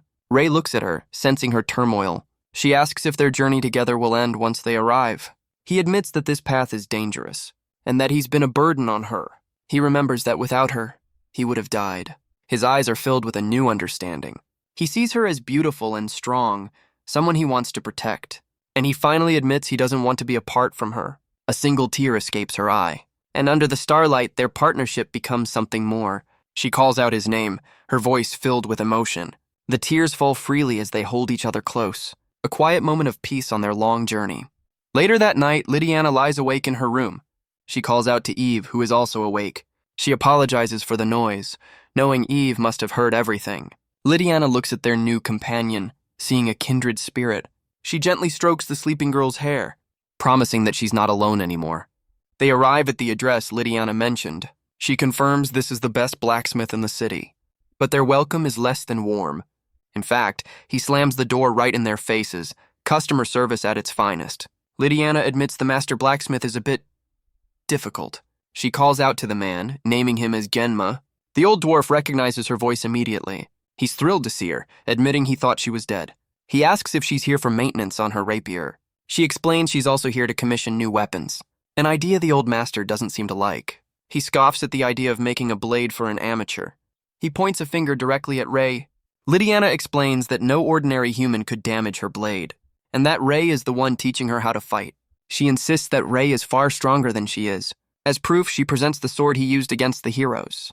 Genma is stunned by the unusual damage to the blade. Ray finally speaks, asking if he knows of a katana. The name rings a bell, tied to a legendary hero of the past. Ray simply states that he knows how to wield one. The old dwarf sizes him up, a challenge in his eyes, and a wide, toothy grin spreads across his face. He decides to put the kid's claim to the test. He pulls out a katana he forged years ago and tosses it directly to Ray. Our boy assumes a familiar, deadly stance. The master blacksmith looks on, clearly impressed. But Ray finds the weapon too light and rigid for his style, a critique that leaves the master craftsman completely baffled. He explains his style requires a blade with perfect weight and flexibility, a weapon that can bend without breaking, a concept from his homeland. The old dwarf stares, asking just who this kid really is. He demands to see more of their skill, including the new girl, Eve. So Ray and Lydiana begin a demonstration spar. Genma and Eve watch intently from the sidelines. Then it's Eve's turn to face the master. The old blacksmith has seen enough. He agrees to take the commission, making a special exception for them. Ray and Eve are relieved to have passed his test, but he tells them he has other work to finish first. Ray mentions the first katana felt unsettlingly light, a bold critique for a guy asking for a favor. So Genma barks an order at his apprentice to bring him that one. The apprentice returns with another, more imposing blade. He places the new weapon on the table. It's a replica of the hero's sword from 200 years ago. Ray holds it, a smile spreading across his face. This one is perfect. Genma tells the cheeky brat he can borrow it for now. With their business concluded, the party takes their leave. The old dwarf sits down for a drink, muttering about his strange new clients. He reflects on Ray's well-trained body and intense aura, and how he instantly understood the flaws in a blade no one else could wield. He also notes Lydiana's incredible improvement under Ray's tutelage. He grins, realizing their S-rank status is no joke. This is the most interesting job he's had in a long time. Just then, another customer arrives at his workshop. Genma explains her order is almost ready, just needing final adjustments. The cloaked woman asks if she can take it today. He takes a swig, telling her it'll take another 2 days. She turns to leave, accepting that it can't be helped. She promises to return in 2 days. And with that, she and her companions leave the area. The woman, Yoshioka Rina, confirms the wait for her new sword. Her friend, Yamamoto Jessica, is clearly impatient to leave. But the third, Katu Takuma, is just happy to be away from Oblivion. Rina wonders if their other classmates are still stuck in their school uniforms, a thought Jessica finds absolutely hilarious. Later, the three of them enjoy a meal at a local tavern. They remark on the quality of the food, a luxury they didn't have before. But their dinner is interrupted by an unwelcome guest. A local tough guy tells the rich kids they don't belong here. The three heroes are less than pleased with the disturbance. His friend tries to drag him away, apologizing for his drunken antics. But Jessica complains that the mood has already been ruined. Rina agrees, telling the man to learn some manners. The man's temper flares as his friend tries to warn him off, but Jessica just smiles, practically daring him to start something. Sometime later, in a dark alley, the confrontation continues. The man ignores his friend's warnings, shouting that the kids need a lesson. Jessica is more than happy to provide one, moving in with a powerful strike. The blow sends the man flying, ending the fight before it even began. She smirks, clearly unimpressed by his bravado. The man's companions can only stare in absolute terror. Rina moves in with blinding speed, neutralizing the other two. She looks down on them with a cold, merciless gaze. The last man standing tries to make a run for it. But the mage, Katu, has other plans, casting an ice pillar spell. He traps the fleeing man in a prison of solid ice. The man is frozen in place, his escape cut short permanently.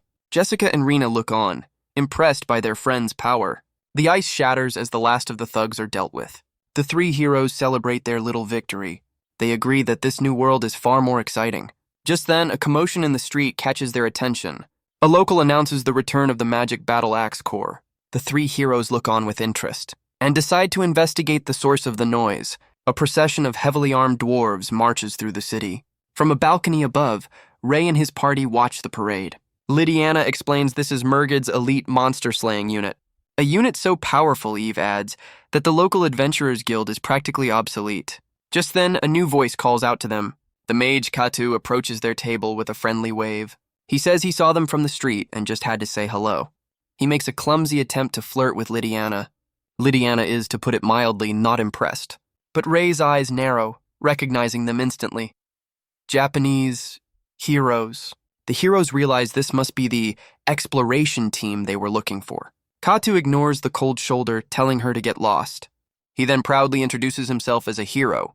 The word immediately puts Lydiana on edge. Eve can only watch, sensing the rising tension. Katu suggests they should all get along, and reaches out to touch Lydiana's shoulder. A classic bad decision. But a flash of steel stops him cold. Ray pins the hero's hand to the table with a knife. His companions can only stare in disbelief. Katu cries out in shock and pain. Ray's gaze is like ice as he tells him not to touch his woman. Suddenly, the city guard arrives, surrounding their table. The guard captain scoffs at their S-rank status. He tells them to wait quietly in their cell for judgment. Eve can only grit her teeth in frustration. She refuses to let her new friend stay locked up like this. Meanwhile, Ray is cringing at his own outburst. He can't believe he called her my woman. So out of character, Lydiana, on the other hand, is absolutely loving it. She leans against him, asking to stay like this a little longer. Elsewhere in the city, the heroes are regrouping. Katu clutches his hand, still reeling from the pain. Jessica remarks that their new opponent is seriously dangerous. Rina tells Katu that reattaching his hand is out of the question. The guard yells at Ray for causing such a commotion. Katu's hand trembles with rage. He vows that he won't let this go unpunished. But the guard captain has a very different opinion. He scolds his subordinate for messing with S-rank adventurers. And just like that, the party is released from their cell. Ray gives the guards a smug little wave on his way out. Sometime later, they walk through the city streets. Ray knows they can't afford to wait for custom weapons now. Their current gear won't be enough to face more heroes. Lydiana agrees, suggesting they ask Genma for help. They return to the familiar workshop. The old blacksmith is annoyed by their early morning visit. Lydiana explains that the situation has changed. Genma's expression turns serious, sensing the urgency. She reveals their enemies are here in this very city. The old dwarf's grip tightens on his mug. He demands to know everything about their opponents. Ray explains that their enemies are the so-called heroes. Genma is stunned, asking if he's lost his mind. He knows the legends of heroes with immense power, but Ray calmly states he's already eliminated 4 of them. He explains that this new batch is nothing like the legends. Lydiana adds that they took her sister's life and nearly took hers. She insists they can't let these monsters roam free in the city. The old blacksmith strokes his beard, processing the grim news. He makes a decision, telling them to follow him. He opens a hidden trapdoor in the floor of his workshop, leading them down into a secret room below. It's a private armory, filled with his finest creations. He admits he's curious to see if his blades can stand against a hero, an offer the girls are more than happy to accept. Eve finds a fire-enchanted dagger that catches her eye. While Lydiana finds a new blade of her own, Genma asks if Ray needs anything, but our boy is satisfied with his loner. The blacksmith asks if he's actually seen a hero's holy sword. Ray recalls his fight with the Sword Saint, unimpressed by her blade. He knew then that victory required the resolve to face death. He admits he was lucky to escape with only a severed arm, a fact that leaves the old dwarf completely speechless. He reattached it? The more he learns about this kid, the more intrigued he becomes. Genma tells Ray to come with him for a moment. He leads him out of the workshop through a back entrance, to a small room containing a single ornate box. The old blacksmith opens the lid with a flourish. Ray's eyes widen at the sight of what's inside. It's the demon blade Murgid, forged 200 years ago. Crafted from a black dragon's core and the finest orichalcum, Ray explains the blade has been dormant, unused for centuries. Genma asks if he can really tell just by looking at it. It's known as the Cursed Sword. Sounds like a great conversation starter. Ray admits his master had many blades, but none with this kind of power. Genma explains it drove its wielders mad, or worse.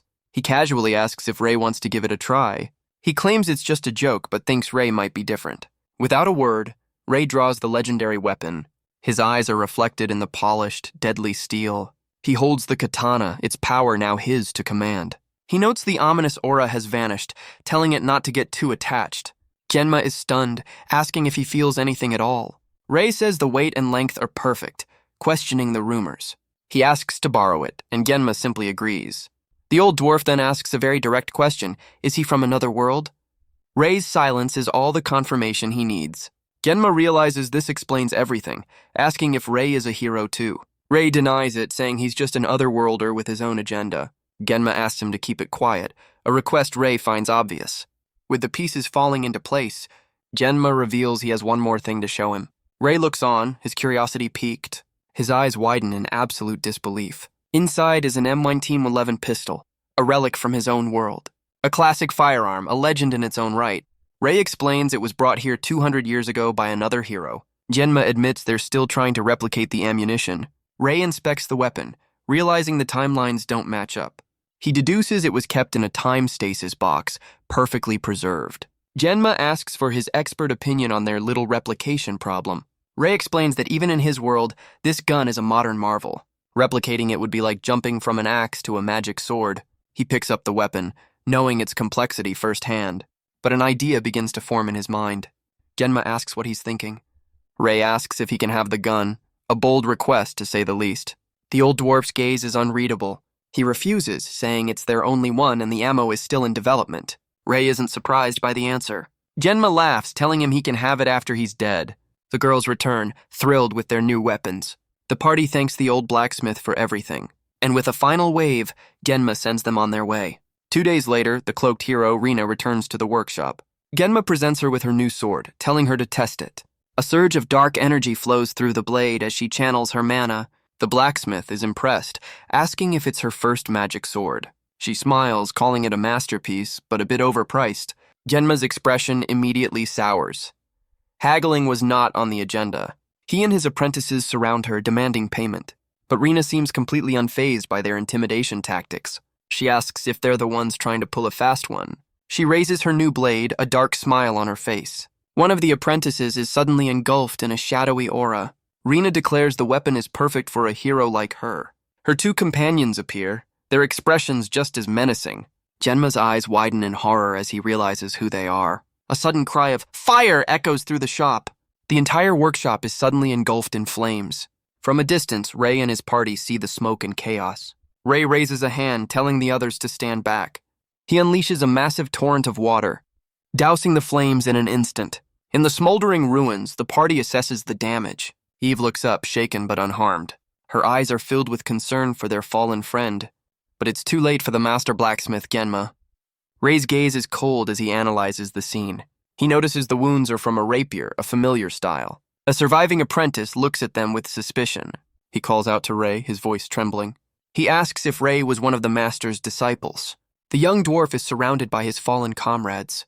Rei asks him to explain what happened here. The apprentice recalls a customer arriving, the cloaked woman who complained about the price. He explains they tried to teach her a lesson, a very bad idea, but she took down his brothers in a single move, and her companions ganged up on the master.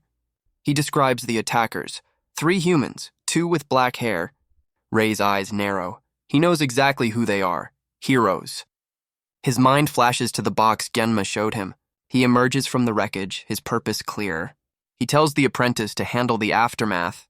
He finds the box, remembering Genma's words, a promise that he could have it after the old dwarf was gone. He picks up the gun, a grim inheritance, and vows to deliver vengeance for his fallen friend. From a nearby rooftop, the party spots their targets. The heroes look back, wondering what to do now that their prey has arrived. Katu's face twists in rage, declaring he'll kill them all. But Rina tells him not to be an idiot. They can't fight here. She suggests they follow them and strike in a more secluded spot. Rei's party turns and walks away, leading their pursuers on. They leave the city gates, the heroes following close behind. Rina uses a tracking orb, noting their targets are moving fast. Jessica just smirks, ready for the hunt to begin. The heroes give chase, deciding who gets to kill who.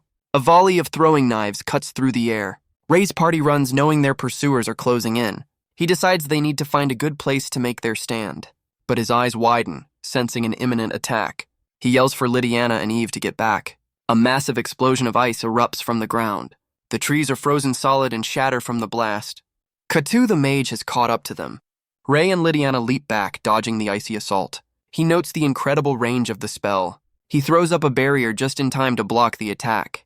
The heroes appear, Katu mocking his defensive magic. Lydiana and Eve move to engage the other two heroes. Rina smirks, impressed that they could react to her speed. Both Ray and Lydiana are stunned by how fast she is. Ray realizes she closed the distance in an instant. Rina seems to enjoy the cold, wondering how she can still move. Lydiana recognizes the weapon in her hand, a rapier. The apprentice's words flash in her mind. Genma was killed by a rapier. Rina mockingly admits the old man put up a decent fight. Ray and Lydiana glare as she calls him a good test for her new blade. Lydiana's fury boils over. She declares this woman is hers to kill. Ray and Eve can only watch as Lydiana's rage takes over. Just then, the third hero, Jessica, steps forward. She claims the blue-haired girl, Eve, as her own opponent. Eve's gaze hardens. She's ready for the fight. Ray calls out her name, but she's already moving. He has his own problem to deal with. The mage Katu is finally face-to-face with his target. He gloats that it's time to settle the score for his missing hand, and unleashes another massive ice pillar spell. But Ray is already moving, dodging the attack with ease. Katu summons a pack of wolves made of solid ice. Ray's new blade cuts through them like they're nothing. The hero just smirks, confident that Ray can't escape. He unleashes a cloud of razor-sharp ice shards. Ray grits his teeth, the intense cold beginning to affect him. He senses the temperature dropping to an impossible low. He knows this is just the prelude to a much larger attack. Katu begins a powerful chant, ordering the world to freeze, and unleashes his ultimate spell, Absolute Zero. Ray is engulfed in the blast, seemingly frozen solid. The ice shatters, but there's no sign of him. Lydiana watches the aftermath, her breath catching in her throat. She cries out his name, her focus completely broken.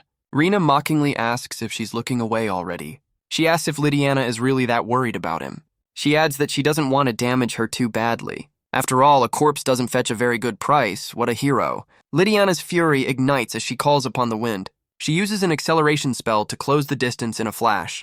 But Rina parries with ease, mocking her pathetic speed. Lydiana grits her teeth, pushed back by the hero's overwhelming speed. She pushes her own body to its absolute limit. But Rina moves as if completely unaffected. The hero smirks, calling her efforts useless. Lydiana cries out as a clean strike lands. Rina is clearly just toying with her, enjoying the one-sided fight. Lydiana's sword is knocked from her hand, sending it flying. But she remembers Ray, finding strength in her trust for him. Her eyes snap open with a new, unwavering resolve. Her focus is absolute, her fear now gone. Rina just watches, amused by the sudden change in demeanor. Lydiana demands more from herself, pushing for even greater speed. Something inside her seems to shatter, unlocking a new level of power. She calls out to the spirits of lightning, asking for their aid, and they answer, surrounding her in a torrent of raw energy. Her eyes glow, now filled with the storm's fury. She unleashes her new technique, wind lightning acceleration. Rina's expression finally changes to one of shock. The two warriors clash, their speeds now perfectly matched. The hero realizes this is no longer a game. This is a fight to the death. Lydiana presses the attack with a whirlwind of strikes. Rina is stunned as Lydiana creates an afterimage, a move she can't track, and a clean blow finally lands on the hero's back. Rina's grip on her rapier begins to falter. She looks back in utter disbelief, her perfect record now stained. Lydiana stands firm, the strain of her new power causing her to bleed from her eyes. Rina stumbles back, questioning if Lydiana is really willing to die here. She scoffs at the idea, calling it ridiculous. But Lydiana has made her point and begins to cast a teleportation spell. She vanishes in a flash of light, leaving the wounded hero behind. Rina can only stare as her opponent vanishes into thin air. Meanwhile, Eve is not having nearly as much fun in her own fight. She's been completely overwhelmed by the brawler, Jessica. The hero taunts her, daring her to even try and fight back. Eve grits her teeth, her body pushed to its absolute limit. Jessica lands another clean blow, clearly enjoying herself. She mocks Eve's poor defense, telling her to keep her guard up. The one-sided beatdown continues without mercy, but Eve's eyes narrow, calling on the power of darkness. She asks for the strength to stop her opponent's movements, and unleashes a powerful paralysis spell. But Jessica just smirks, completely unaffected. She reveals her gauntlets conceal any magic. Another one? These things must be on sale. Eve realizes her trump card is completely useless. Jessica scoffs at her for trying to cast a spell at close range. She moves in to finish the fight once and for all. But Eve sees her chance, a single moment to turn the tables. She uses a technique taught to her by Rei, unleashing a water flow dance of her own. The sudden counterattack catches Jessica completely off guard. Rei's voice echoes in her mind, explaining how to fight a superior foe. You must find a way to close the distance, and then observe their movements to predict their next action. She recalls his lessons on vital points and human anatomy. She strikes a nerve cluster behind the elbow, followed by a crippling blow to the inner thigh, and with her opponent off balance, she lands a devastating strike to the liver. Jessica can only grit her teeth against the searing pain. Eve pushes her back, the momentum of the fight now hers. The hero coughs up blood, the internal damage taking its toll. She collapses to the ground, completely defeated. But she pulls out a small vial, a last-ditch effort. Eve's eyes narrow, not letting her guard down. Jessica quickly downs the super potion.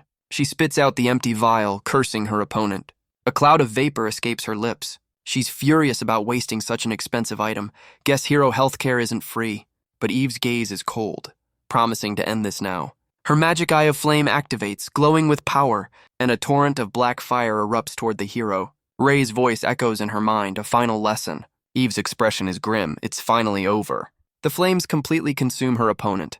She turns away from the scene, her job now done. Katu looks on in shock as his companion falls. He calls out to Rina, asking what's wrong. She clutches her arm, clearly wounded. She's furious, demanding to know where the elixir is. He tells her to just use it already. She snaps back that she would if she had one. The two heroes begin to argue, blaming each other for the failure. Katu insists he took care of his own target. He looks back at the ice prison he created, realizing it wasn't just a simple ice clone. Just then, a familiar voice calls out from behind him. Rei stands there completely unharmed by the Absolute Zero spell. Rina is struck down from behind by a sudden attack. Katu can only watch as Lydiana stands over her. Lydiana cries out, the strain of the fight finally catching up to her. Rei looks on, his expression completely unreadable. Katu stares in disbelief, wondering how he survived the ice. He realizes Rei must have used some form of teleportation. He looks over at Rina's fallen form, his confidence shattered. Rei calmly begins to speak, his voice like ice. He tells Katu he'll answer all his questions later. But first, he has a message for the fallen hero, Rina. He tells her to apologize to Genma in the afterlife. Rina's smug expression vanishes as a gun is pressed to her head. A single deafening shot rings out through the forest. Katu can only watch in absolute horror. He turns back, his face a mask of pure terror. Rei moves in with a swift, disabling strike and pins the last hero to the ground with ease. He holds up the magic sealing artifact he stole earlier, mocking the hero for relying on such a convenient tool. Without his magic, the hero is just a scared kid. Elsewhere, Jessica's body lies on the ground, seemingly lifeless. But she's still breathing, though her life is fading fast. Her mind is filled with a desperate plea not to die. She recalls a hidden power she's never told anyone about, a power she's terrified to unleash. Her hand begins to twitch and contort unnaturally. Her body is enveloped in a dark, monstrous energy. Her form begins to shift and grow. She transforms into a massive, beast-like creature. Guess this isn't even her final form. Eve looks back, sensing the sudden surge of power. She calls out Rei's name, seeing the new threat. Rei turns, shocked by the monstrous transformation. He and Eve can only stare as the new beast roars. Katu can only stare, wondering how she turned into a giant monster. The beast slams its fist down, forcing Rei and Eve to leap back. He lands with Lydiana in his arms, the monster's shadow looming over them. Jessica, now in her beast form, lets out a furious roar. Rei knows this situation just went from bad to worse. The monster's cry echoes through the decimated forest. He uses his flight magic to get Lydiana to safety. Landing on a cliff, he's stunned by the sheer destructive power. Eve calls out from below, confirming she's all right. He asks her to watch over Lydiana while he handles this. He turns to the beast, declaring that he's its opponent now, and leaps down from the cliff to face the new threat. His expression is one of cold, unwavering focus. He recalls Eve's report. Jessica should have been fatally wounded. He knows he has to finish this for good, and he has just the spell in mind. He prepares to unleash his full, unrestrained power, and calls down a massive bolt of lightning from the heavens. The monster's back smokes from the direct hit, but Rei is stunned to see it still standing. That was a dragon killer spell. His eyes narrow, noticing the wound is already closing. Steam rises as the flesh begins to knit itself back together. The regeneration is happening at an impossible speed. He can't believe its incredible healing factor. What a monster. The beast roars again, its wounds completely gone. Rei realizes it's preparing another powerful attack. He can only grit his teeth in frustration. Meanwhile, Katu is hiding behind a tree, completely terrified. He calls his former ally a monster and decides to make a run for it. Smartest thing he's done all day, but the beast's gaze locks onto the fleeing hero, and it swats him away like an insignificant bug. The last hero is sent flying with a terrified scream. The beast turns its attention back to its primary target. Rei tells Eve that now is her chance to escape. He orders her to retreat while the monster is distracted. The beast smashes its way through the forest, leaving a path of destruction. Meanwhile, from the city walls, a dwarven commander spots the new threat. He's informed that an unknown monster has entered cannon range. He gives the order to fire without a moment's hesitation. The cannons unleash a powerful volley. The shells find their mark, engulfing the beast in smoke. But it seems completely unfazed by the attack, of course it is. The commander curses, watching through his binoculars. He knows it's only a matter of time before it reaches the city. Just then, a messenger arrives with an order from the Magic Battle Axe Corps. The commander seems confused by the sudden command. The elite dwarven unit is already on the move. They form up, preparing to engage the monster head-on. The fire squad moves to the front of the formation. They unleash a binding spell, aiming for the beast's legs. The magic wraps around its ankle, a perfect hit. But the dwarves are stunned to see it didn't even leave a scratch. Their leader orders them to hold the line and keep moving forward. The beast prepares a counterattack of its own, and sends one of the dwarves flying with a single swipe. The other soldiers can only watch in horror. Their commander screams at them not to stop. The beast's fist comes crashing down. A soldier realizes they have no chance of winning this fight. The commander scolds them for trying to run, questioning their pride. The beast looms over a lone dwarf, ready to end him. But a massive blast of energy erupts from the city walls. A powerful explosion rocks the entire area. The force of the impact is felt for miles. The city's inhabitants can only panic in the face of this new threat. The monster looms over the battlefield, a true force of nature. Rei and Eve can only watch the chaos unfold from a distance. In the capital, the Dwarven Council is stunned by the creature's power. They order the magic cannons deployed and the citizens evacuated. But one of the elders, a woman named Yuma, remains perfectly calm. Her expression is one of quiet, calculating interest. The others question her as she suddenly gets up to leave. She simply states that she's going to meet a guest. She and her attendant make their way through a hidden passage, arriving at a heavily fortified door deep within the city. She greets the person on the other side, saying it's been a while. It's Rei, carrying an exhausted and wounded Lydiana. Lydiana weakly asks Granny Yuma for her help. Rei tells her not to push herself, he'll handle this. He explains he heard she was the city's best defender and needs her cooperation. He needs her to do something about the giant ape currently attacking the city. The old woman's gaze is sharp, sizing him up. Rei explains the monster's incredible healing factor and how his own magic wasn't enough. He gestures to his party, showing they're in no condition to continue the fight. He needs time to recover his mana and ensure his friends are safe. Yuma asks if he actually has a plan to defeat the creature. He confirms that he does, but only if he can use a specific spell. The old woman seems to consider his desperate plea. She notes the legendary demon blade that Genma entrusted to him, and holds up an ornate key asking for a favor in return. Her attendant is shocked, but Yuma insists they must use every tool at their disposal. Her attendant places a large, ornate chest before them. Yuma unlocks it with the key she offered. The lid opens, revealing its contents to a surprised Rei. His eyes widen, recognizing the immense power within. Inside lies a dark robe and staff, forged from the same black dragon as his new blade. Eve's expression shifts to one of dawning horror. She knows exactly what these legendary items are. She reaches out, trying to stop him, pleading with Rei that these artifacts are far too dangerous. The robe converts life force to mana, while the staff amplifies mental power. Talk about a power-up. But she warns that a single use could lead to death or madness. Rei listens, his resolve completely unshaken. Yuma smiles, realizing Eve must have an appraisal ability. She confirms the girl's warning. The entire nation is betting on him. She asks if his plan is truly worth such a monumental risk. Her attendant knows they have no choice. If other heroes join the monster, all is lost. Rei admits he's not doing this for their country, but for his own reasons. Yuma accepts this, finding his honesty more trustworthy. She formally introduces herself as a leader of Murgid, and officially requests that he use their secret weapons to save the kingdom. Eve can only watch, tears streaming down her face, but Rei just smiles, telling her not to worry. He dons the robe and takes the staff in hand, now fully equipped to face the monster outside. He promises a crying Lydiana he'll heal her wounds when he returns, and asks Yuma to look after his companion. The old woman asks if he's some kind of great hero. He just says he has one more favor to ask. Meanwhile, the beast form of Jessica looms over the city walls. The dwarven soldiers prepare their magic cannons for another volley. The dwarven commander screams the order to fire. The cannons unleash another volley, striking the beast head-on. The soldiers cheer, believing they're finally doing some damage. The commander quickly orders them to reload for the next shot. But the monster just roars, completely unfazed by the attack, and smashes through the city's defenses with a single blow. From a safe distance, the party watches the chaos unfold. The dwarven council can only stare in disbelief. Ray explains that a sniper is useless once their position is known.